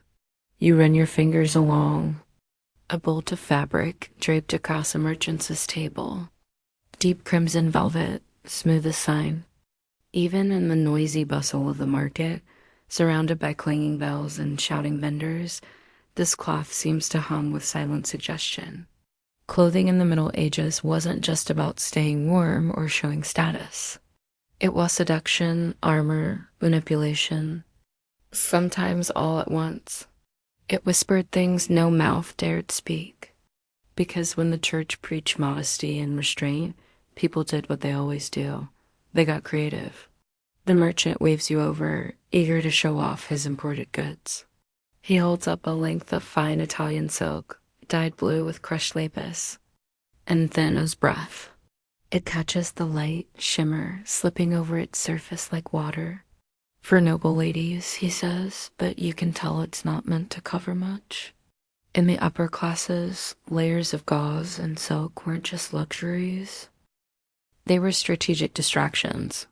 A neckline that dipped just far enough, a sleeve that clung to the curve of a wrist, a hem that lifted a little too high in motion. Skin was always a flicker away. Sumptuary laws, those fancy words for clothing, restrictions were supposed to stop this. Issued by the church and secular authorities alike, they dictated who could wear what. Commoners couldn't wear velvet. Prostitutes had to wear specific colors. No woman could wear pearls unless her husband earned a certain income. And no one, not even queens, was supposed to show too much flesh. Naturally, everyone ignored these laws or found clever ways around them. You see a woman passing by in a gown that hugs her hips a little too closely, the lacing along her back deliberately tight. Her head is covered, yes, because modesty, but Her hair peeks out in golden curls from beneath her veil. That's intentional. In fact, hair itself was considered wildly erotic. Theologians wrote treatises about it. St. Paul said women should keep it covered lest they tempt men into sin. But behind closed doors, hair was unbound, brushed, scented, and displayed for lovers like a personal striptease. Then there are the shoes. Oh, the shoes. In the late Middle Ages, men wore pulaines, long pointed shoes that stretched several inches past the toes, curving up like a wink.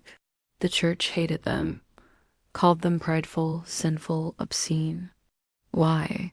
Because the longer your shoes, the richer, and therefore more sexually suspect you appeared. In some regions, the points were rumored to indicate the size of another protrusion. You try not to laugh, but the logic is deliciously absurd. Women had their own tricks, fitted bodices, side lacing that accentuated the waist, cloaks that could be pulled closed or left open just enough.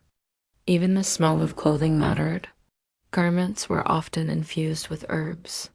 Rose, lavender, frankincense, scented signals that said, I'm clean, I'm wealthy, or sometimes I'm ready. There were no channel counters, but the effect was the same.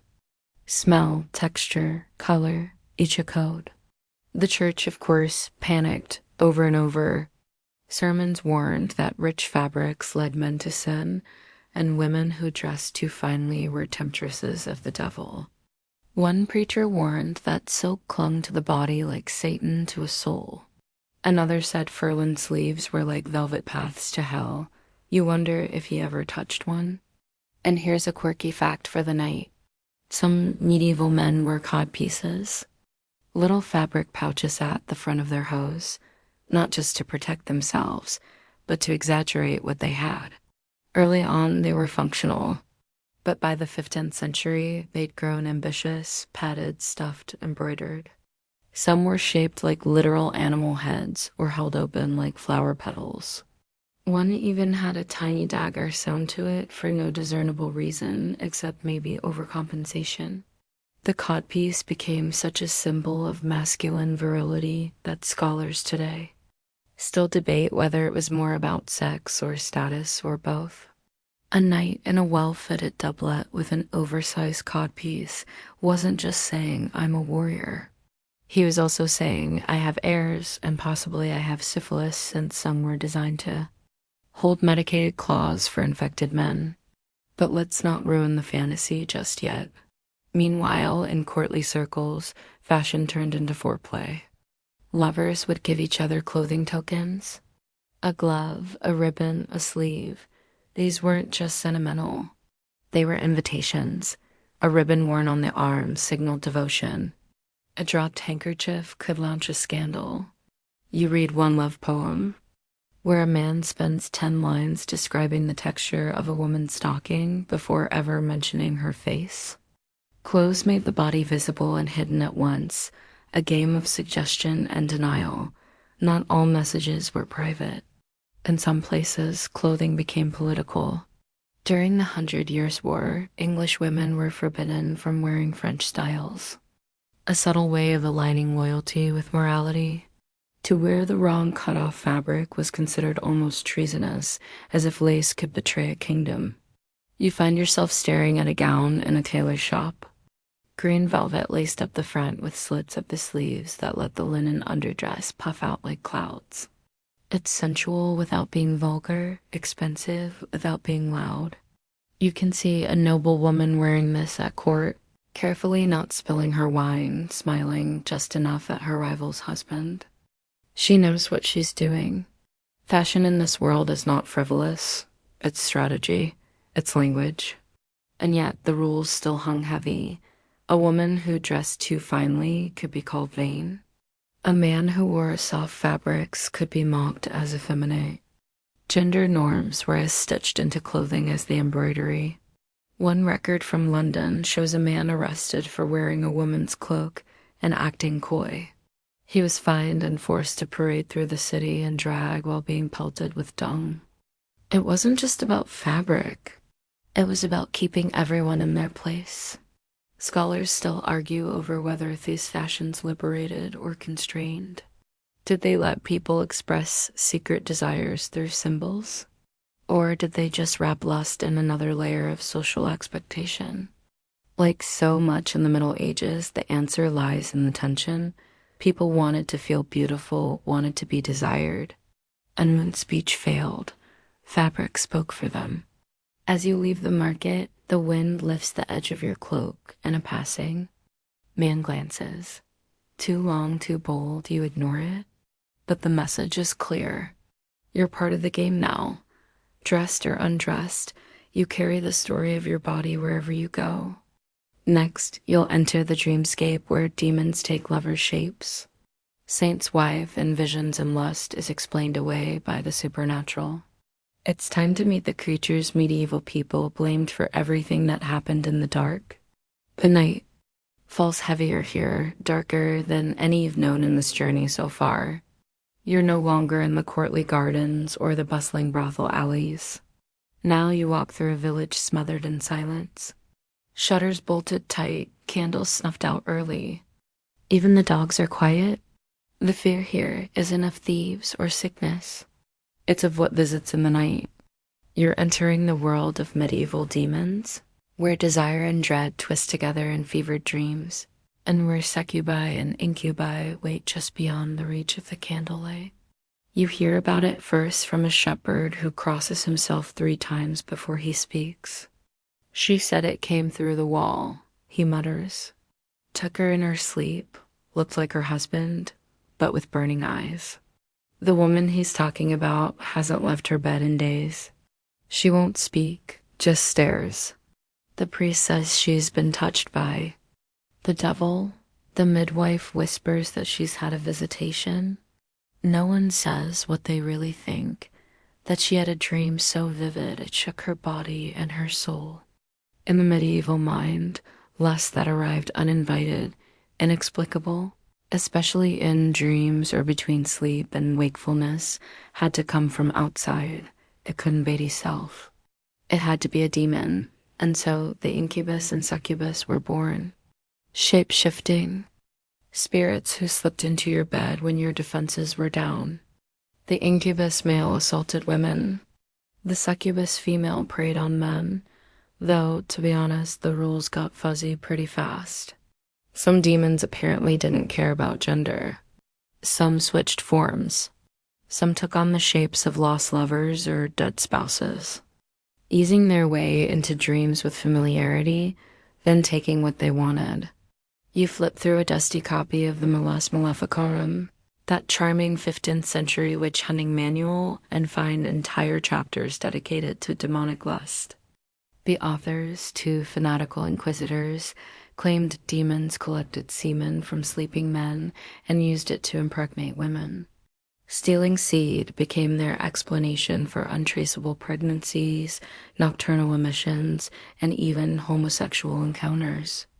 It was in their minds a logical system of infernal reproduction, totally scientific, completely insane, but the fear was real. People believed their dreams were not private. If you woke up flushed, panting, or with signs of arousal, you could be accused of inviting demonic activity, even if you swore you were asleep. For women, especially, it was a double bind. Admitting to arousal meant danger, denying it if someone else suspected could lead to punishment. In some convents, nuns reported visions of devils with warm breath and fingers like flame. Others claimed to see beautiful men who whispered Latin and kissed their necks as they recited psalms. You think about how lonely those cloisters must have been, and how easy it is for suppressed longing to wear the mask of a nightmare. Not everyone feared the demons, though. Some tales read suspiciously like fan fiction. One woman in Milan was put on trial for claiming she willingly slept with a demon who appeared as a dark-haired knight. She described the encounter in scandalous detail. His eyes, his voice, the way he moved like smoke. The court condemned her as a heretic, of course, but you can't help wondering if she'd just found a clever dangerous way to talk about her desires. If society gives you no safe language for wanting, you borrow the devil's. The church naturally leaned into the horror. Preachers gave long, terrifying sermons about lustful spirits that waited for the careless. They warned that masturbation summoned succubi, that dreams of sex opened your soul to possession, that pleasure without purpose was a doorway to damnation. They described demonic lovers who left claw marks, sucked the life from you, made your limbs heavy, and your mind foggy. You read one priest's account of a nun who bled from the thighs and confessed to nightly ravishment. He doesn't ask if she was sick or lonely. He calls her marked by hell. But here's the quirky twist. Some medical writers didn't blame demons at all. They thought it was just bad digestion. Keep confessing, keep donating, keep believing. You slip out the side door as the choir begins to sing, voices echoing off stone in solemn harmonies. Outside the sun is high and the street smells like life. Cooked onions, fresh bread, unwashed. Bodies and horses. You inhale deeply. The church may have tried to shame every human urge, but out here people are still kissing, still loving, still sneaking behind haystacks. Next, you'll follow some of those forbidden glances into darker corners of society where same-sex love flickered quietly, persistently beneath the surface of a world that swore it didn't exist. The city narrows around you into quieter corners, alleys shadowed by tall stone buildings, spaces where eyes are less watchful and whispers travel farther than footsteps. You've left behind the sermons and the public punishments, slipped out of the town square, where Ezen is loudly condemned, and into a realm of softer defiance. This is where the things no one dares to name still manage to survive. Same-sex love in the Middle Ages wasn't just forbidden. It was declared impossible. And yet here you are walking the same streets where it persisted anyway, stubborn as ivy growing between the cracks. You pass two young men seated beside a fountain, shoulders just barely touching. Their conversation is quiet, casual on the surface, but the way they look at each other speaks volumes. A moment too long, a smile too shy. No one would notice if they weren't looking closely, and that's the secret, isn't it? In a world that insists this love doesn't exist, the key to survival is not being seen, or being seen just enough to pass. The church's official stance was simple. Homosexuality was sodomy, and sodomy was a sin so grave it ranks just beneath heresy and witchcraft. Penalties ranged from public penance to mutilation, exile, or execution, but the church also failed to define it clearly. For all the fear-mongering, they didn't really understand what they were condemning. Was it desire? Was it action? Could two people of the same sex love each other without sinning? The ambiguity gave space for contradictions and for survival. Medieval legal records are scattered with cases that hint at a hidden world. A monk caught writing passionate letters to a fellow brother. A nun transferred after being too close with. Another sister. A city magistrate fined for hosting inappropriate entertainments in his private garden. One man was dragged before the court in Florence for embracing another in the manner of a lover. The record doesn't say what happened after. It rarely does, but not every story ends in punishment. In some corners of the medieval world, particularly in cities like Venice, Florence, and Paris, same-sex desire flourished under layers of denial and clever euphemism. You come across the word fraternitas, meaning brotherhood, used in records of unusually intense male friendships. In convents, almakedia, or spiritual friendship, was a popular term for deep, emotionally bonded relationships. Between women, were these truly platonic? Maybe, maybe not. But they offered a safe way to say, I love you, without drawing too much attention.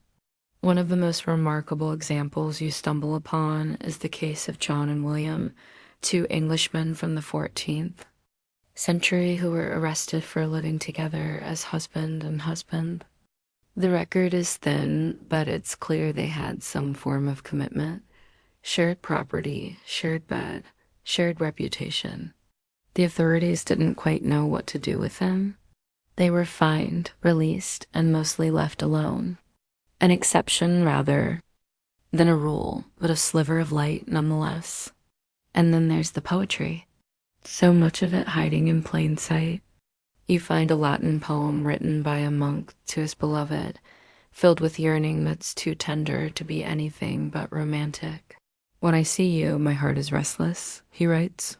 When you leave, my soul retreats into silence.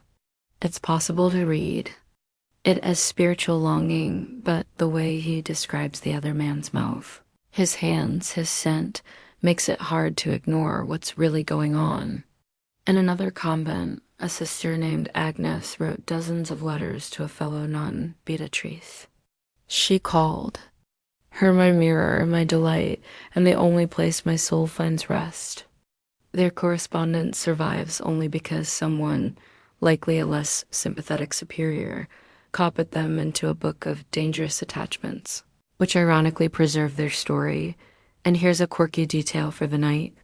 In 14th century France, some men in same-sex relationships took part in mock weddings, complete with rings, vows, and even bride prices.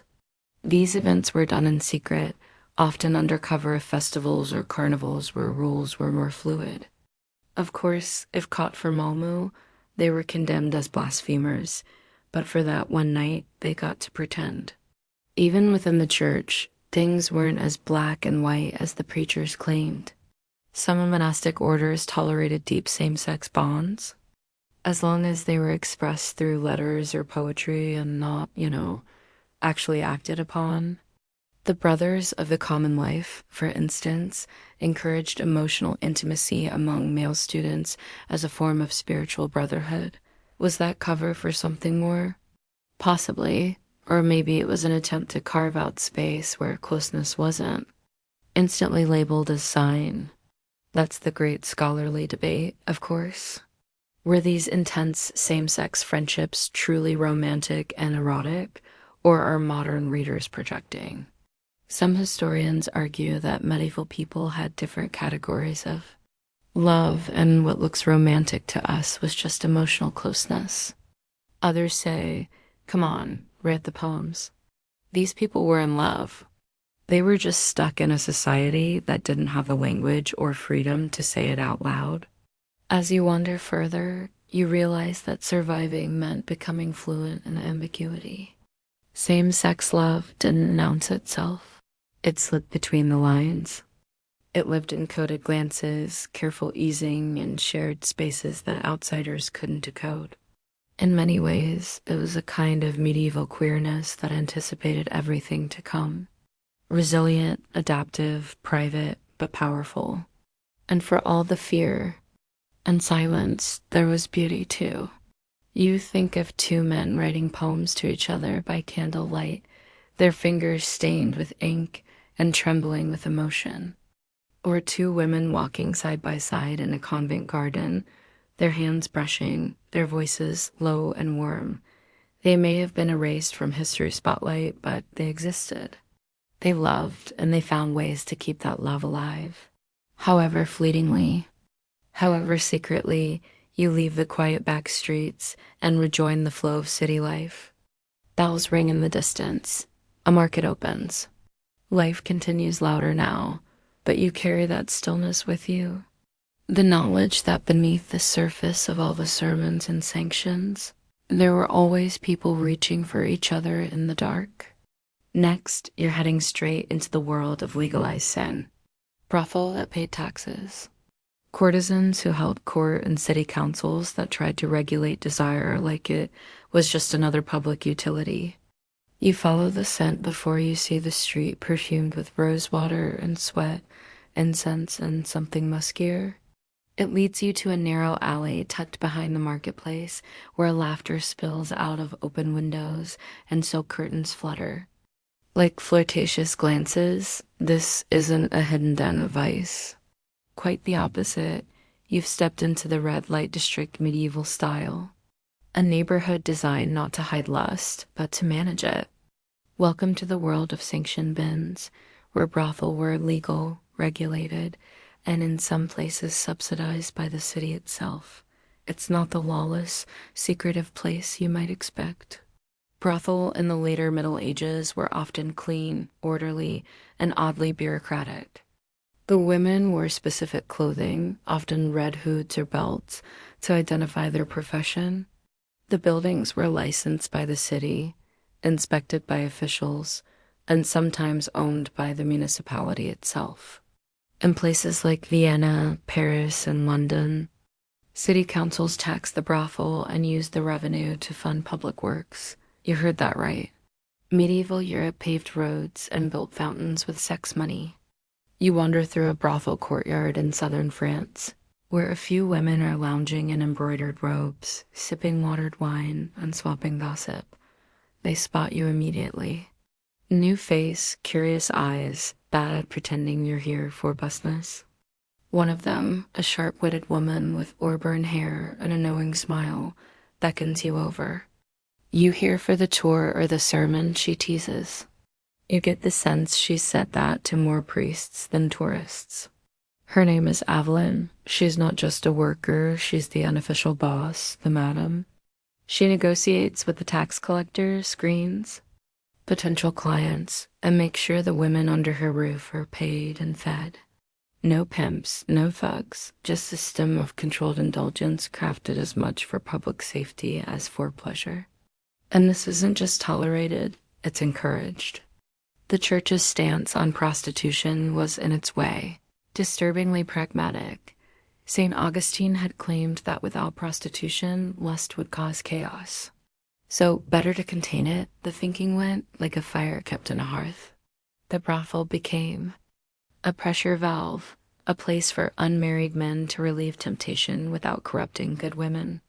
In Florence, there was even a city-funded brothel called the Casa di Don, where sex workers received meals, medical care, and police protection in exchange for regular reports on their clients' behavior. Of course, the reality wasn't so clean. While some women found independence and community within the system, others were forced into it by poverty, coercion, or family desperation. Girls as young as 12 were put to work under the guise of servants, only to be trained into the profession. Some were kidnapped, others were sold by their parents. Yes, really. In certain medical texts, particularly from the Islamic world and later translated to Latin, nighttime emissions and erotic dreams were said to be caused by vapors rising from the stomach to the brain. The solution, better food, fewer. Onions, maybe a laxative, which honestly is kind of refreshing.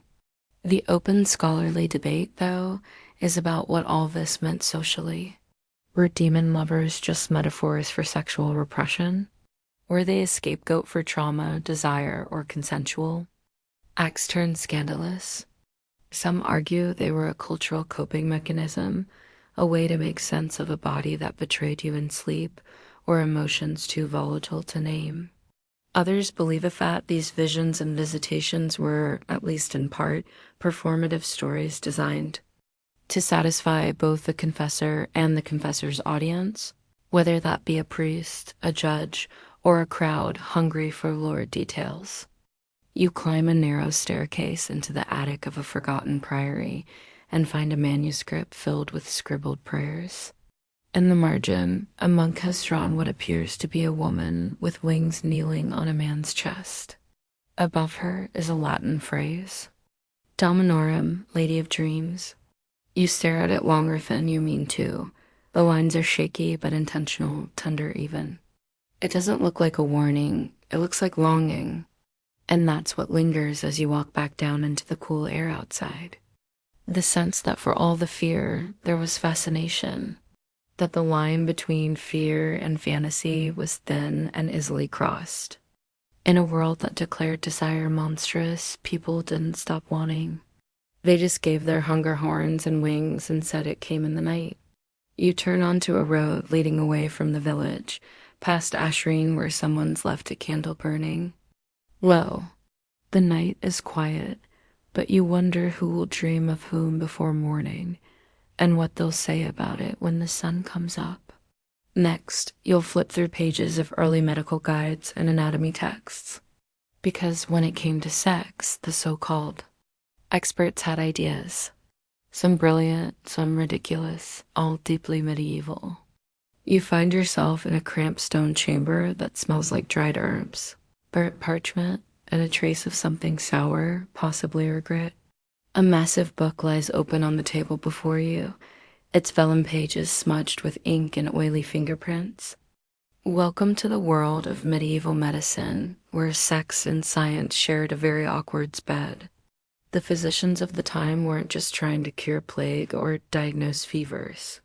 They were also deeply invested in figuring out what your genitals were up to and why they wouldn't behave themselves. You begin reading one of the most famous texts of the era, De Soci on the Secrets of Women. The title sounds mysterious and kind, of poetic until you realize it's mostly a weird mix of anatomy, theology, astrology, and total nonsense. According to this text, a woman could conceive only if she orgasmed. Yes, medieval medical wisdom stated that female pleasure was not only natural, it was necessary. Which honestly sounds progressive until you remember that it meant that pregnancy was proof of female desire. So if a woman claimed rape, the fact that she conceived was considered evidence that she must have enjoyed it. Nightmareologic. This belief came from a blend of ancient sources, like Galen and Hippocrates filtered through, a fog of mistranslation and Christian paranoia.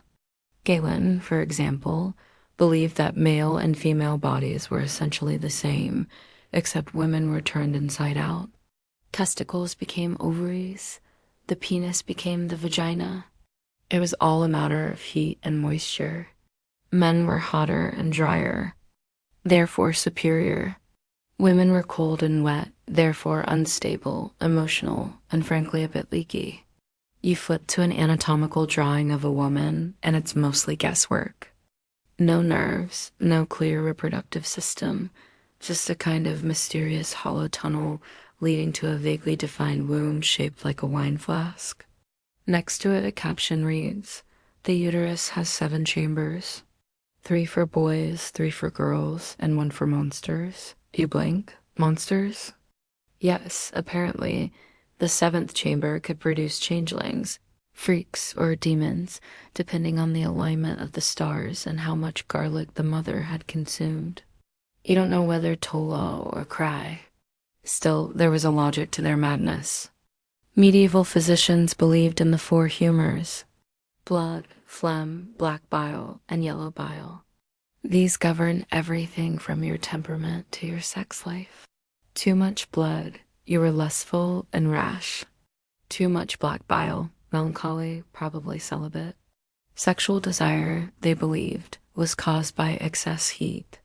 That's why women were often considered more sexual than men. They were thought to store more internal moisture, which built up pressure and needed release. So yes, in some texts of female masturbation was actually recommended as a form of treatment. "Better to spill than to swell," wrote one medical friar. And if that isn't the tagline for an herbal supplement, it should be. But while the theory suggested women had stronger sexual appetites socially, this was a ticking bomb. A woman who was too lusty was seen as dangerous, unnatural. There were endless debates about how to control female desire. Cold baths, chastity belts, heavy diets of lentils and vinegar. One guide recommended wearing rough woolen garments to discourage the senses. Another suggested keeping women occupied with embroidery to avoid idle and wandering thoughts. You picture a nun stitching flowers into linen while thinking about the monk who smiled at her yesterday, and wonder how effective that really was. Men didn't get off much easier. While male sexuality was assumed and even encouraged, especially for producing heirs, there was still a lot of panic around when and how it was expressed. Nocturnal emissions were a big concern. Pollution, they called it. Some doctors believed it weakened the heart and clouded the mind. Others warned that it opened the body to demonic infiltration. One poor student in Paris reportedly confessed to ejaculating and sleep thrice weekly and was told to fast, pray, and sleep on hard boards until the devil left his loins. You find a particularly bizarre passage in a physician's notebook explaining how to determine if a woman was a virgin. According to him, you should examine her urine, watch her walk, and see whether she laughs too easily. Virgins, he wrote, walk upright, laugh modestly, and hold their eyes downcast. If she looks you in the eye, probably not a virgin. If she laughs loudly, definitely not. If she limps, who knows? And here's your quirky fact of the night. Some medieval sex manuals included recipes for aphrodisiacs involving ingredients like roasted ants, powdered vulture, liver, and wine mixed with goat testicle. One particularly potent potion claimed to inflame the loins and soften the heart. Side effects. Probably death, but they never mentioned that part.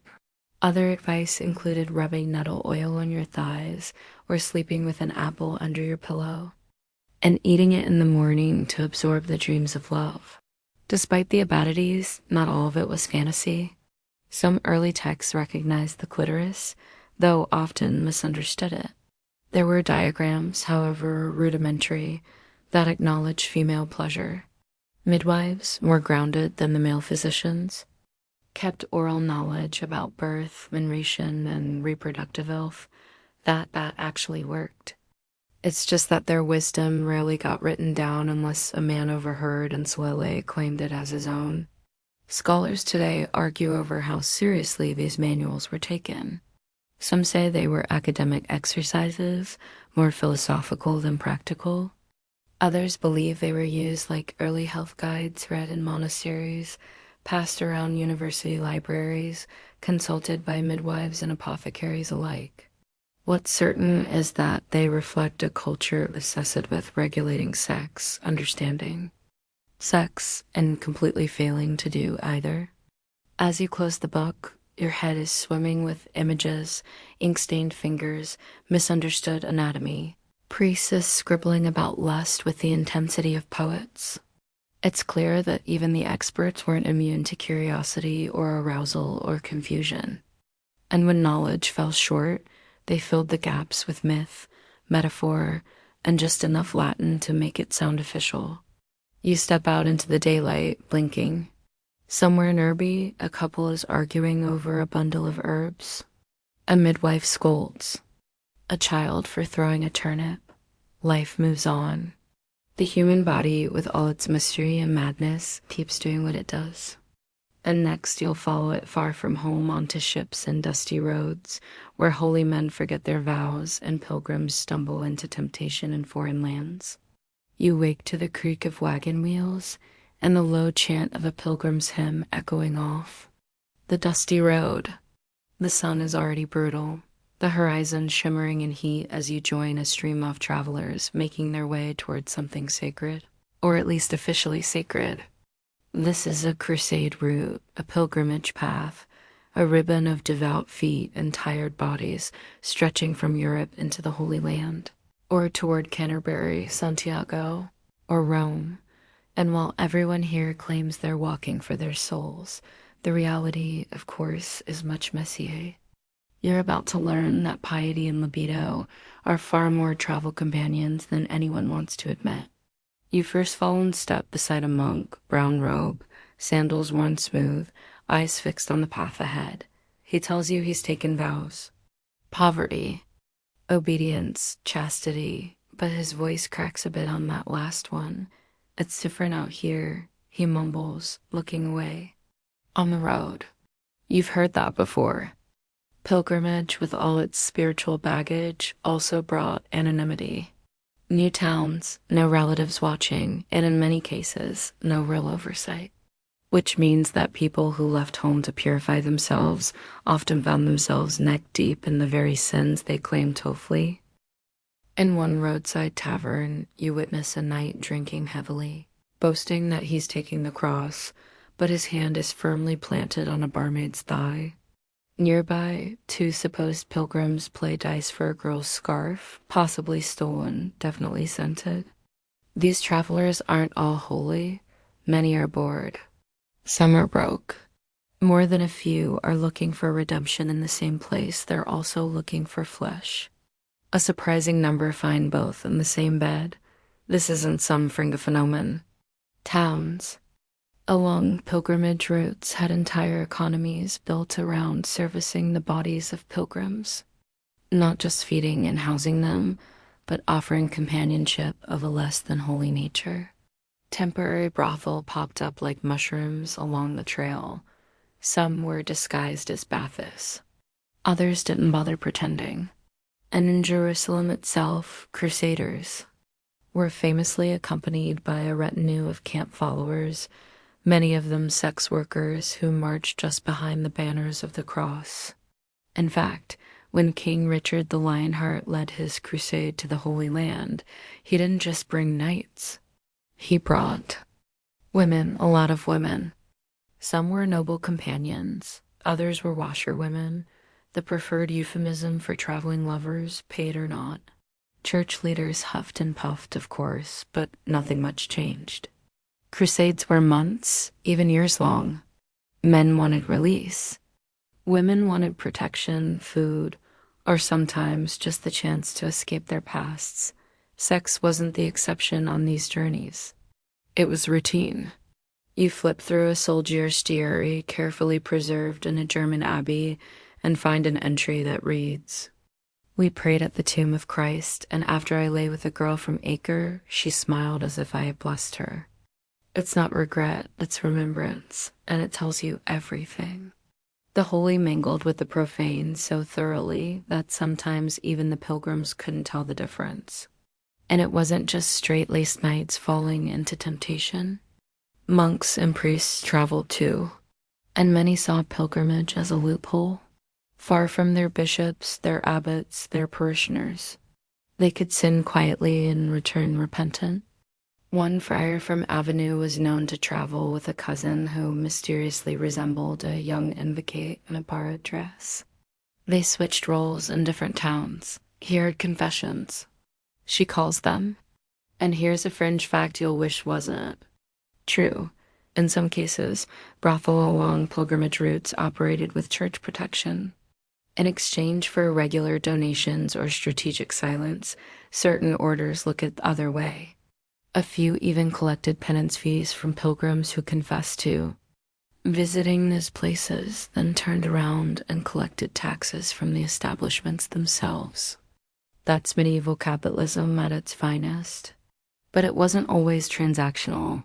On the road, emotions ran high. You meet a woman named Beatrice, a weaver from Valencia, who claims she fell in love with a Breton pilgrim somewhere outside Genoa. He said he'd write. She shrugs, but letters don't walk. She doesn't seem angry, just wistful. Her voice catches the little when she says his name. Love bloomed between mud and prayer, and sometimes it lasted only a few nights. Sometimes that's all it was meant to be. Still, for women, pilgrimage was a mixed blessing. Traveling alone could brand them as suspicious, vulnerable, or worse, available. One group of German nuns was famously attacked en route to Rome by a band of fellow pilgrims who turned out to be ex-soldiers with less spiritual intentions. Yet, despite their risk, many women still made the journey, sometimes disguising themselves as men, sometimes banding together in groups. They carried relics and fear in equal measure. And then there's the tale of Maria of Brabant, who wrote about her travels in a now-lost letter. Copies survived in a convent archive. In it, she described seeing men bathing naked in the Jordan River and feeling the fire of shame and curiosity in equal measure. She never touched anyone, but her language burns with desire. She ends letter, "I did not sin, but I was not holy." Either, you wish you could have met her. Of course, not everyone returned home unchanged. Some brought back relics. Others brought back children. More than one noble family quietly raised a pilgrim's son whose father's name was never written down. A few of these children were claimed openly. More were passed off as nephews, wards, and nor miracles. The road left marks that couldn't be confessed away. Scholars today argue whether these journeys were spiritual tests or excuses to cut loose. The truth lies in the middle as always. For every devout pilgrim crawling barefoot toward a shrine, there was another stopping off at an inn, buying a drink, and finding comfort in the arms of someone who understood what it meant to be far from home. As the sun sets on the winding road, the songs of travelers rise in a messy chorus. Some sing of saints, others of lovers. You see a monk with a woman at his side, their fingers brushing, a quiet story forming between them. And you know, the journey isn't just about reaching a shrine. It's about everything that happens along the way. Next, you'll take a bite of forbidden fruit, herbs, elixir, and magical concoctions said to stir the loins, bend wills, or cure a cold, love potions, aphrodisiacs, and the dangerous art of making someone want you. You open the door to an apothecary shop and immediately feel like you stepped into a sorcerer's pantry. The smell's overwhelming. An aggressive bouquet of lavender, moldy rose petals, bitter wormwood, and something vaguely animal. Glass jars line every shelf filled with pickled roots, dried mushrooms, crushed beetles, and powders in shades you're not sure nature intended. In the back, a woman with ink-stained fingers is hunched over a mortar, grinding something that smells like rotting oranges and cloves. She looks up with a faint smile of someone who knows things you probably shouldn't ask about.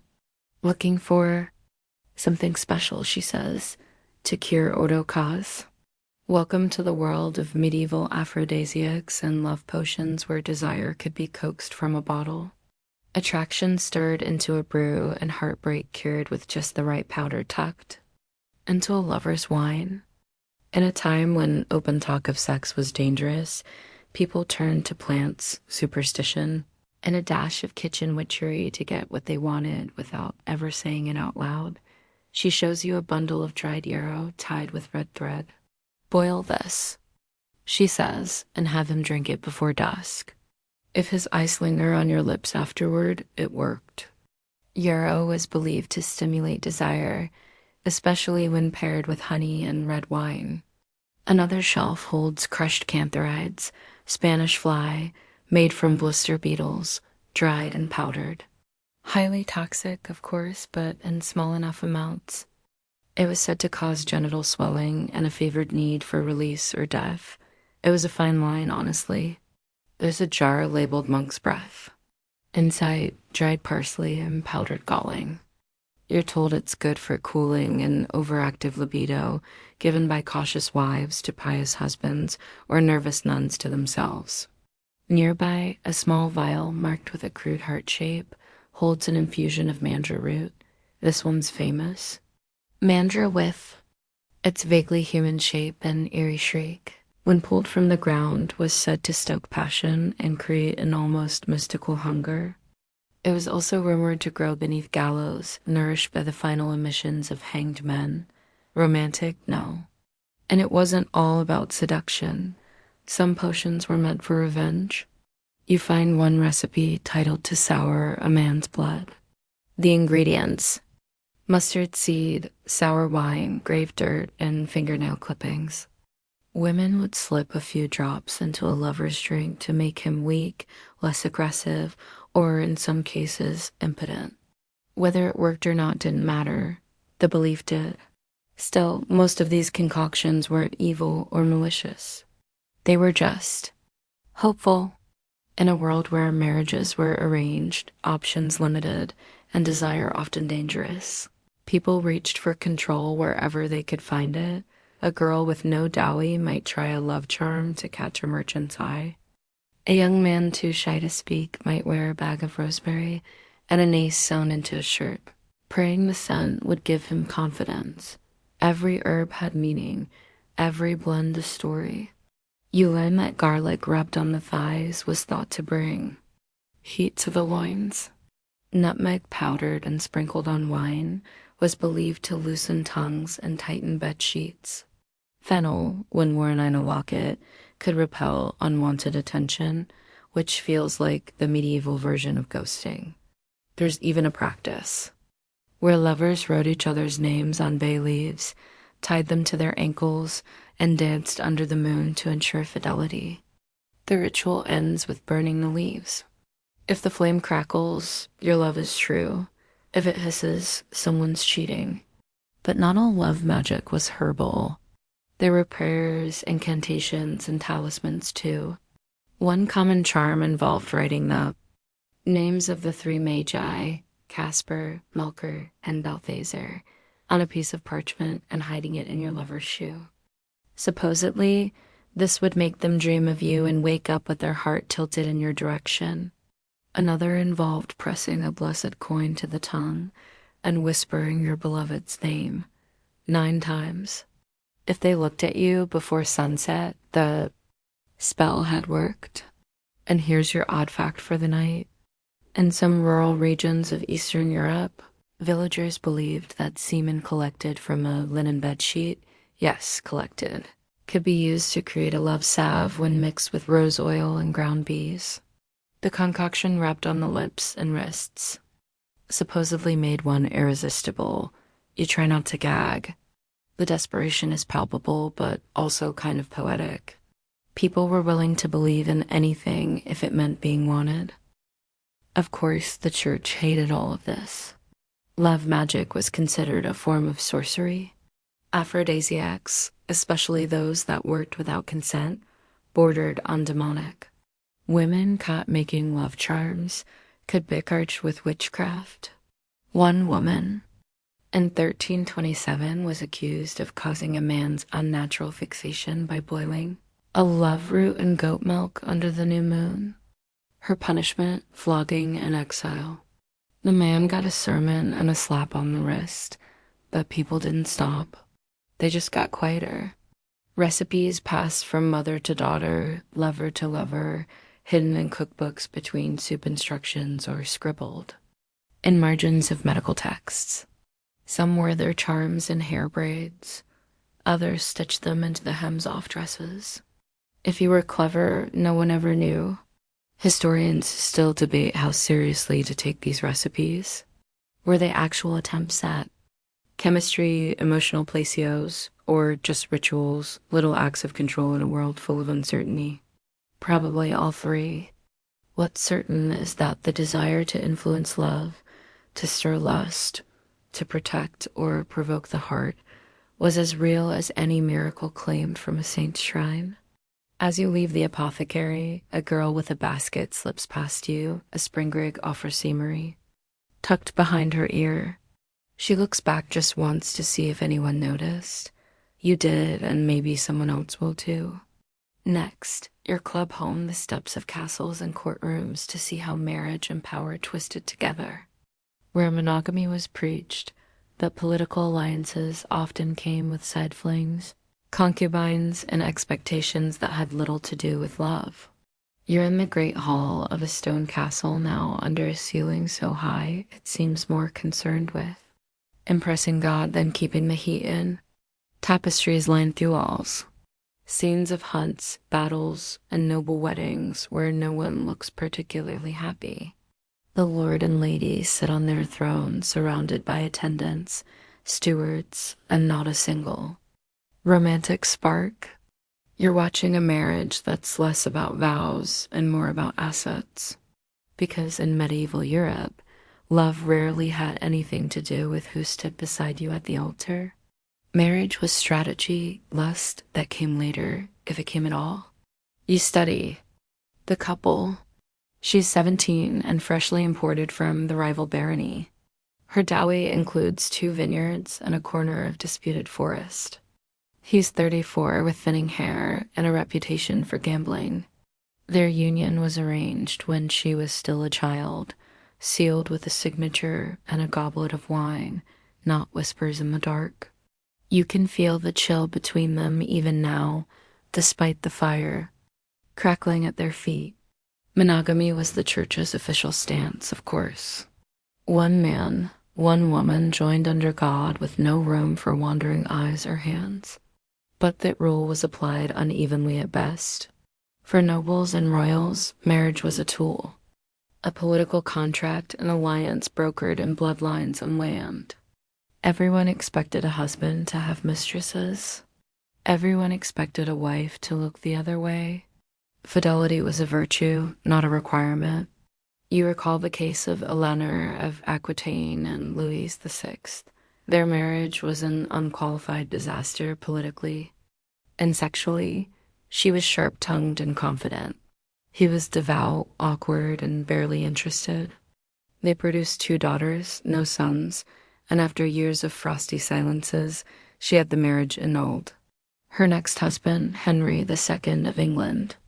They had 8 children, at least 2 legendary affairs, and enough marital dysfunction to fuel a Shakespeare cycle.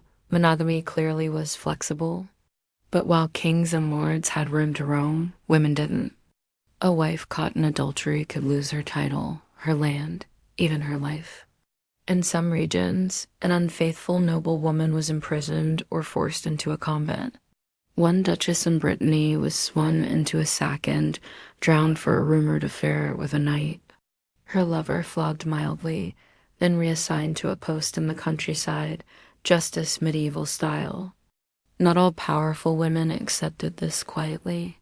You read about a Castilian queen who kept her own lovers and dared anyone to challenge her. One of them, a poet, wrote that she touched him like a lioness and ruled him like a king. She wasn't punished. Her bloodline was too valuable, but her name was scrubbed from several court records. As if desire itself were something you could redact. It wasn't just nobility playing the game. Wealthy merchants in cities like Florence and Bruges also arranged marriages for profit. Their wives were expected to be silent, fertile, and dressed appropriately. One record shows a man finding his wife 10 silver coins for wearing green silk, without prior approval. Another forbade his spouse from singing during supper because it was too joyful for a matron. Meanwhile, the same men kept courtesans on stipends and visited brothel under the guise of business meetings. And here's your quirky fact for the night. In 14th century Italy, there was a custom called friari, where noblemen arranged for their wives to have social companions, younger men, often poets or musicians, who were allowed to escort them to events, flatter them, and even share private moments. Officially, it was all very platonic. Unofficially, well, the husbands weren't exactly checking in every night. Some of these companions ended up in the wives' wills or in anonymous poetry that never quite died out. The church kept trying to intervene. Bishops preached that marriage was sacred and any deviation from it would lead to eternal damnation or, worse, scandal. Priests gave sermons on the sanctity of the marriage pair, but they rarely called out powerful men. The rules were strict for peasants, enforced for commoners, and optional for anyone with a title.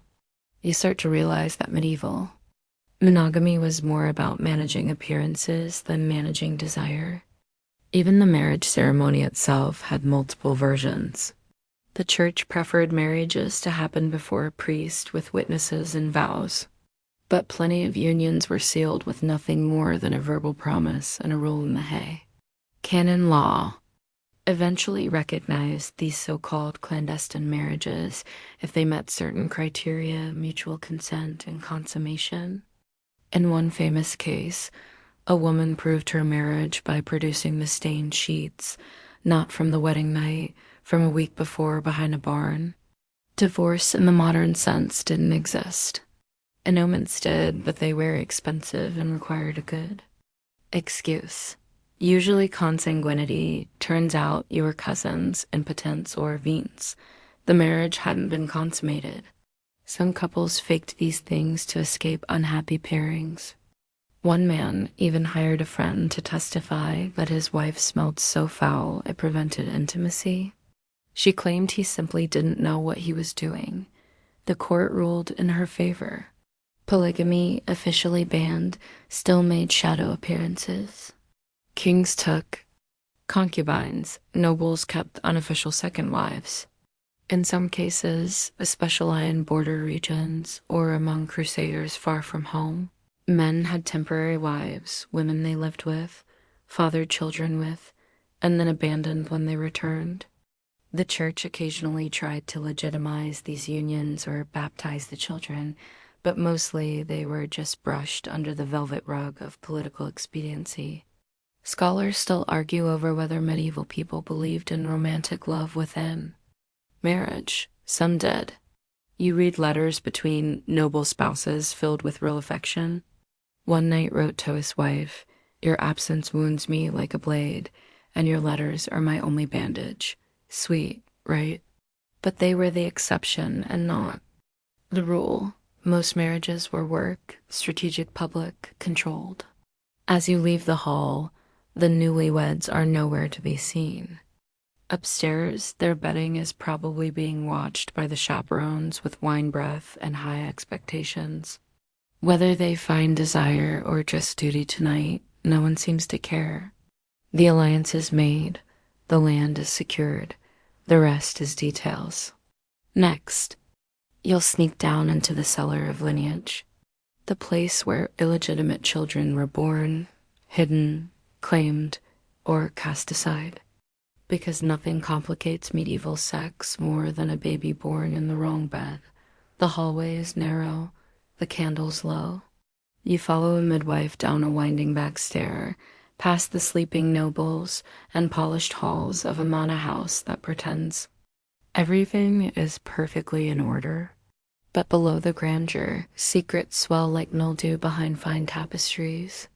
You step into a chamber tucked behind the kitchens where a fire crackles and a woman cries softly into a wool blanket. She's just given birth. And from the looks exchanged between the midwife and the nursemaid, this child won't be celebrated. It wasn't born of marriage. It wasn't expected. And it's not entirely welcome. Illegitimate children in medieval society lived at the jagged edge of propriety. Sometimes protected, sometimes punished, always precarious. Everything depended on who your parents were and how willing they were to admit what happened in the dark. This baby, red-faced and squalling, is the daughter of a nobleman and a servant girl. He'll never acknowledge her. He already has a legitimate. Arab upstairs, plump and rosy and watched by 4 nurses. But he might offer a purse of coins to the mother, a cradle, maybe a place in a convent when she's old enough, or maybe not. Sometimes the girls were sent away to foster homes or taken, and by nuns raised as orphans with suspiciously generous dowies. Other times they were left at church doors with only a note and a whispered prayer. Among peasants, things were both simpler and harsher. A child born out of wedlock meant shame, yes, but it also meant fewer consequences unless the father refused. To claim responsibility, bastardy fines existed in many villages. The man paid a small fee, and the woman performed penance, often publicly barefoot in church. But even in smaller communities, rumors had weight. One chronicler from Avenue wrote bitterly of men who had never spoken to a underscore before, now spending their last pennies in her bed, declaring love with every dying breath. He sounded disgusted, but you suspect he was also jealous. And here's your fringe fact of night. In a few plague-stricken towns, local authorities actually relax on sex work during the worst waves of death. They figured if people were going to die, they might as well be distracted. In Paris, some brothel even received temporary protection, considered relief services by desperate city councils. Bodies for hire, one official wrote, to soothe the minds of the terrified. You try not to let the irony swallow you whole, but not everyone welcomed this frenzy of flesh. The church, as expected, thundered against it. Sermons doubled down. Priests called the plague a punishment for sexual sin and accused those who continued to lie together of dragging the rest of the world into hell with them. The fornicators, one monk wrote, stir God's wrath into pestilence, which you have to admit. has a certain poetic ring to it. Flagellant movements rose up in response. Groups of men who whipped themselves through the streets, begging for forgiveness and driving out desire one lash at a time. Some of them forbade sex entirely, even between married couples, arguing that abstinence might spare their souls. Others, paradoxically, became so consumed with holiness that they slipped into a kind of ecstatic trance, moaning and writhing in what looked suspiciously like something else. Scholars still argue over whether these were spiritual seizures or thinly veiled orgasms. The line between pain and pleasure was blurred, especially when God was watching. And there's the rub. Everything became symbolic. A kiss was defiance, an orgasm was rebellion. Holding someone's hand as the boils rose on your neck wasn't just romance. It was war against despair. You meet a young woman named Elsa, cheeks flushed, eyes hollowed from weeks of bad sleep and bad air. She tells you she slept with the same man who buried her sister.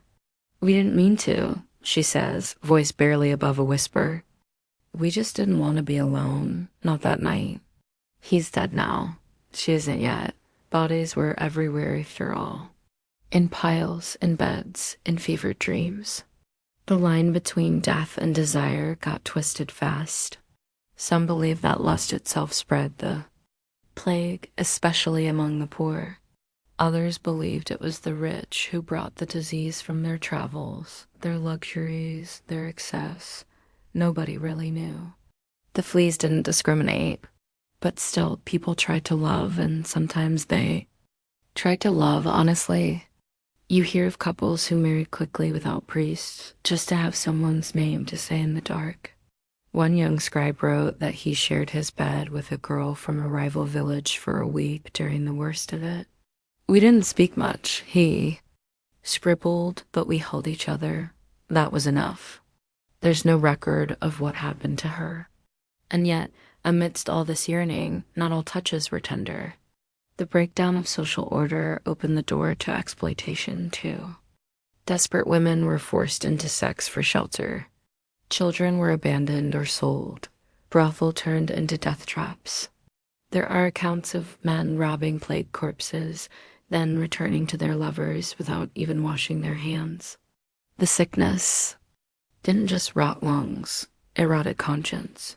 Still, even in this decay, you feel something deeply human holding on. In a makeshift shelter outside the town walls, two people share a thin blanket, their fingers barely brushing. And that simple connection carries more power than 100 sermons. They aren't pretending they're safe. They aren't even pretending they're clean. They're just choosing to feel something before the lights go out. Scholars today still wrestle with the paradox of plague and passion. Some argue the increased eroticism was a natural response to trauma. Others suggest it was always there, just unmasked by mortality. When everything else is taken, the body remains.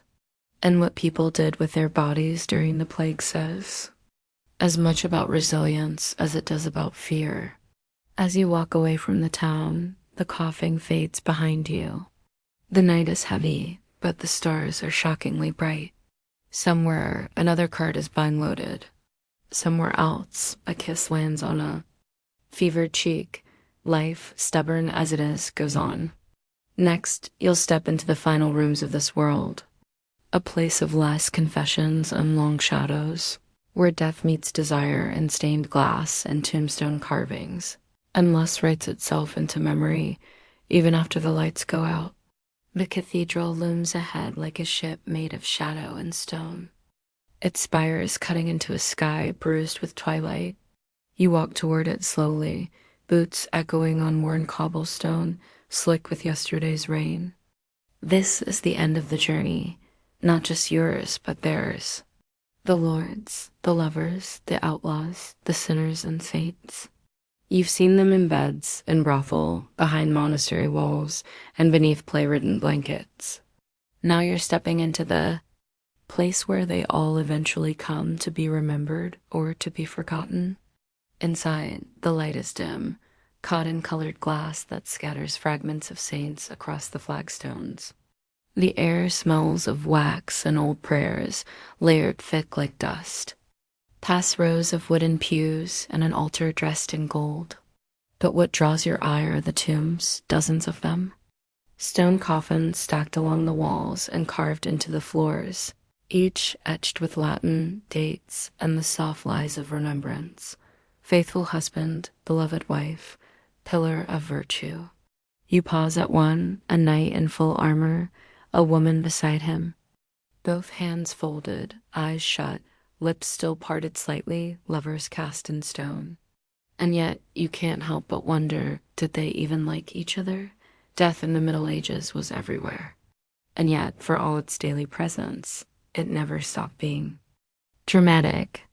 People planned for it obsessively, rewrote their wills, purchased indulgences, commissioned artwork, and even in death, the question of sex lingered. Who had been with whom? Who had strayed? Who had touched desire too closely and burned for it? The church's vision of the afterlife was rigid. Sinners faced damnation, the pure found paradise. But human memory wasn't so tidy, and neither were stones.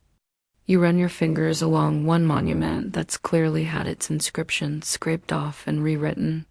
The new name barely hides the old grooves. Rumor has it the man buried here was excommunicated for keeping 2 wives, one in town, one in the countryside, and neither knew about the other until his funeral. Apparently, they met while placing flowers. Things got ugly. Someone threw a candle, but these aren't just monuments.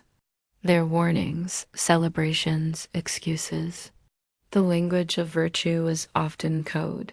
Chaste deed sometimes meant got caught and repented. Modest could mean kept her secrets well. One widow buried with a carved lily and the word pudica meaning pure was later revealed in court records to have run a high-end brothel out of her wine cellar. You almost admire the symmetry. Everyone dies. Not everyone gets carved in stone as a virgin saint. Then there's the art. Death and lust shared the same palette. You trace the lines of a stained glass window showing Mary Magdalene, not kneeling in repentance, but washing Christ's feet with her hair, her face tender and a little too intimate for comfort.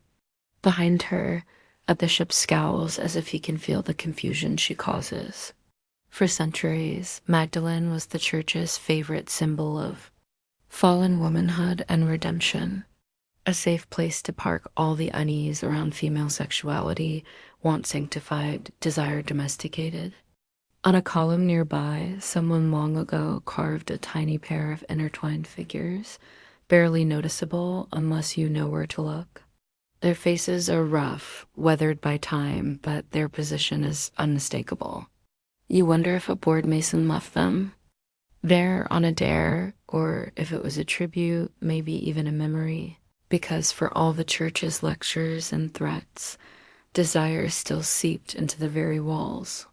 Quietly, persistently, you walk into a side chapel and find a display of death masks, faces cast from wax and painted to resemble the deceased. Most are stoic, a few are smiling. One has lips parted just slightly, teeth barely showing. It's unsettling. She was a noble woman, they say, who died in childbirth. But her journals survived, and in them she wrote long passages about a lover she never named. He brought her pressed violets, touched her face like she might vanish. She never mentioned her husband, not once. And here's your fringe fact of the night. Some medieval tombs were designed with transy sculptures, effigies showing the person as they were in life on top, and beneath it, a rotting corpse. Flesh above, decay below, a reminder that beauty fades, bones endure, and lust, no matter how vivid, ends here or seems to. But even in death, desire found its echoes. You read about ghost stories, widows dreaming of long-dead lovers who visit them at night. Spectral hands brushing thighs, kisses like cold breath. Monks wrote of temptations that lingered in their dreams. Voices of old lovers, whispering from beyond. Were they hauntings, memories, guilt? No one could say. Scholars still argue over how medieval people balanced their fear of damnation with the inevitability of dice. Some suggest they lived in constant cognitive dissonance, publicly condemning what they privately craved. Others believe they were more honest than we give them credit for, navigating lust and sin as parts of life, not contradictions, but companions. Either way, the tombstones don't tell the whole story. You leave the cathedral as the bells begin to ring. A funeral procession passes you. Mourners in black, a casket of polished oak, incense trailing behind. Among them walks a woman with her hand clutched tight to a locket. You don't ask what's inside. You already know. Outside, the wind has shifted. You're standing at the edge of a world that once felt eternal but is now quiet, save for your footsteps. You've traced the shape of medieval lust, from the giggles behind market stalls to the ritualized silences of the convent, from flagellation to fornication, from passion to plague. You've seen how people touched and were touched, how they confessed, denied, longed, burned, and finally were buried. Next, as the candles flicker low and the story slips into silence, it's time to wind down with a final breath, a soft descent into sleep, where history rests beside you like a lover with secrets yet to tell. The fire is low now, a hush settling, and like dust on forgotten parchment. You sit quietly, letting everything you've seen drift through your thoughts. The low laughter in taverns, the whispered prayers behind cloistered doors, the creak of a bed frame that shouldn't have been making that, sound in a nunnery, the rustle of parchment scribbled with secrets too tender for the light of day. It's all there, folding gently into memory. You've walked through a world that both feared and worshipped desire, where sermons warned you away from lust, even as saints, dreamed of divine kisses, where rules were written in stone but broken in soft holofs by candlelight or beneath the weight of too much wine. You've met noble women who took lovers in silence, monks who wept after pleasure, poets who turned their longing into art, and peasants who held each other close as the plague drew its last breath. You've learned that sin in medieval times wasn't just something done. It was something felt, carried, confessed, and sometimes embraced. Maybe you've come away a little more skeptical of those stained glass halos, or maybe you've come to understand that the past was never as clean or as cold as textbooks like to pretend. The truth is, desire has always pulsed just beneath surface. Messy, tender, shameful, sacred. So as you ease under the covers tonight, remember history isn't made only in battlefields and courts, but in bedrooms and back alleys, in love letters, and lace hems, in quiet, aching moments that no one thought to write down, but somehow survived anyway. The lights are low. The story's done, and the past for now can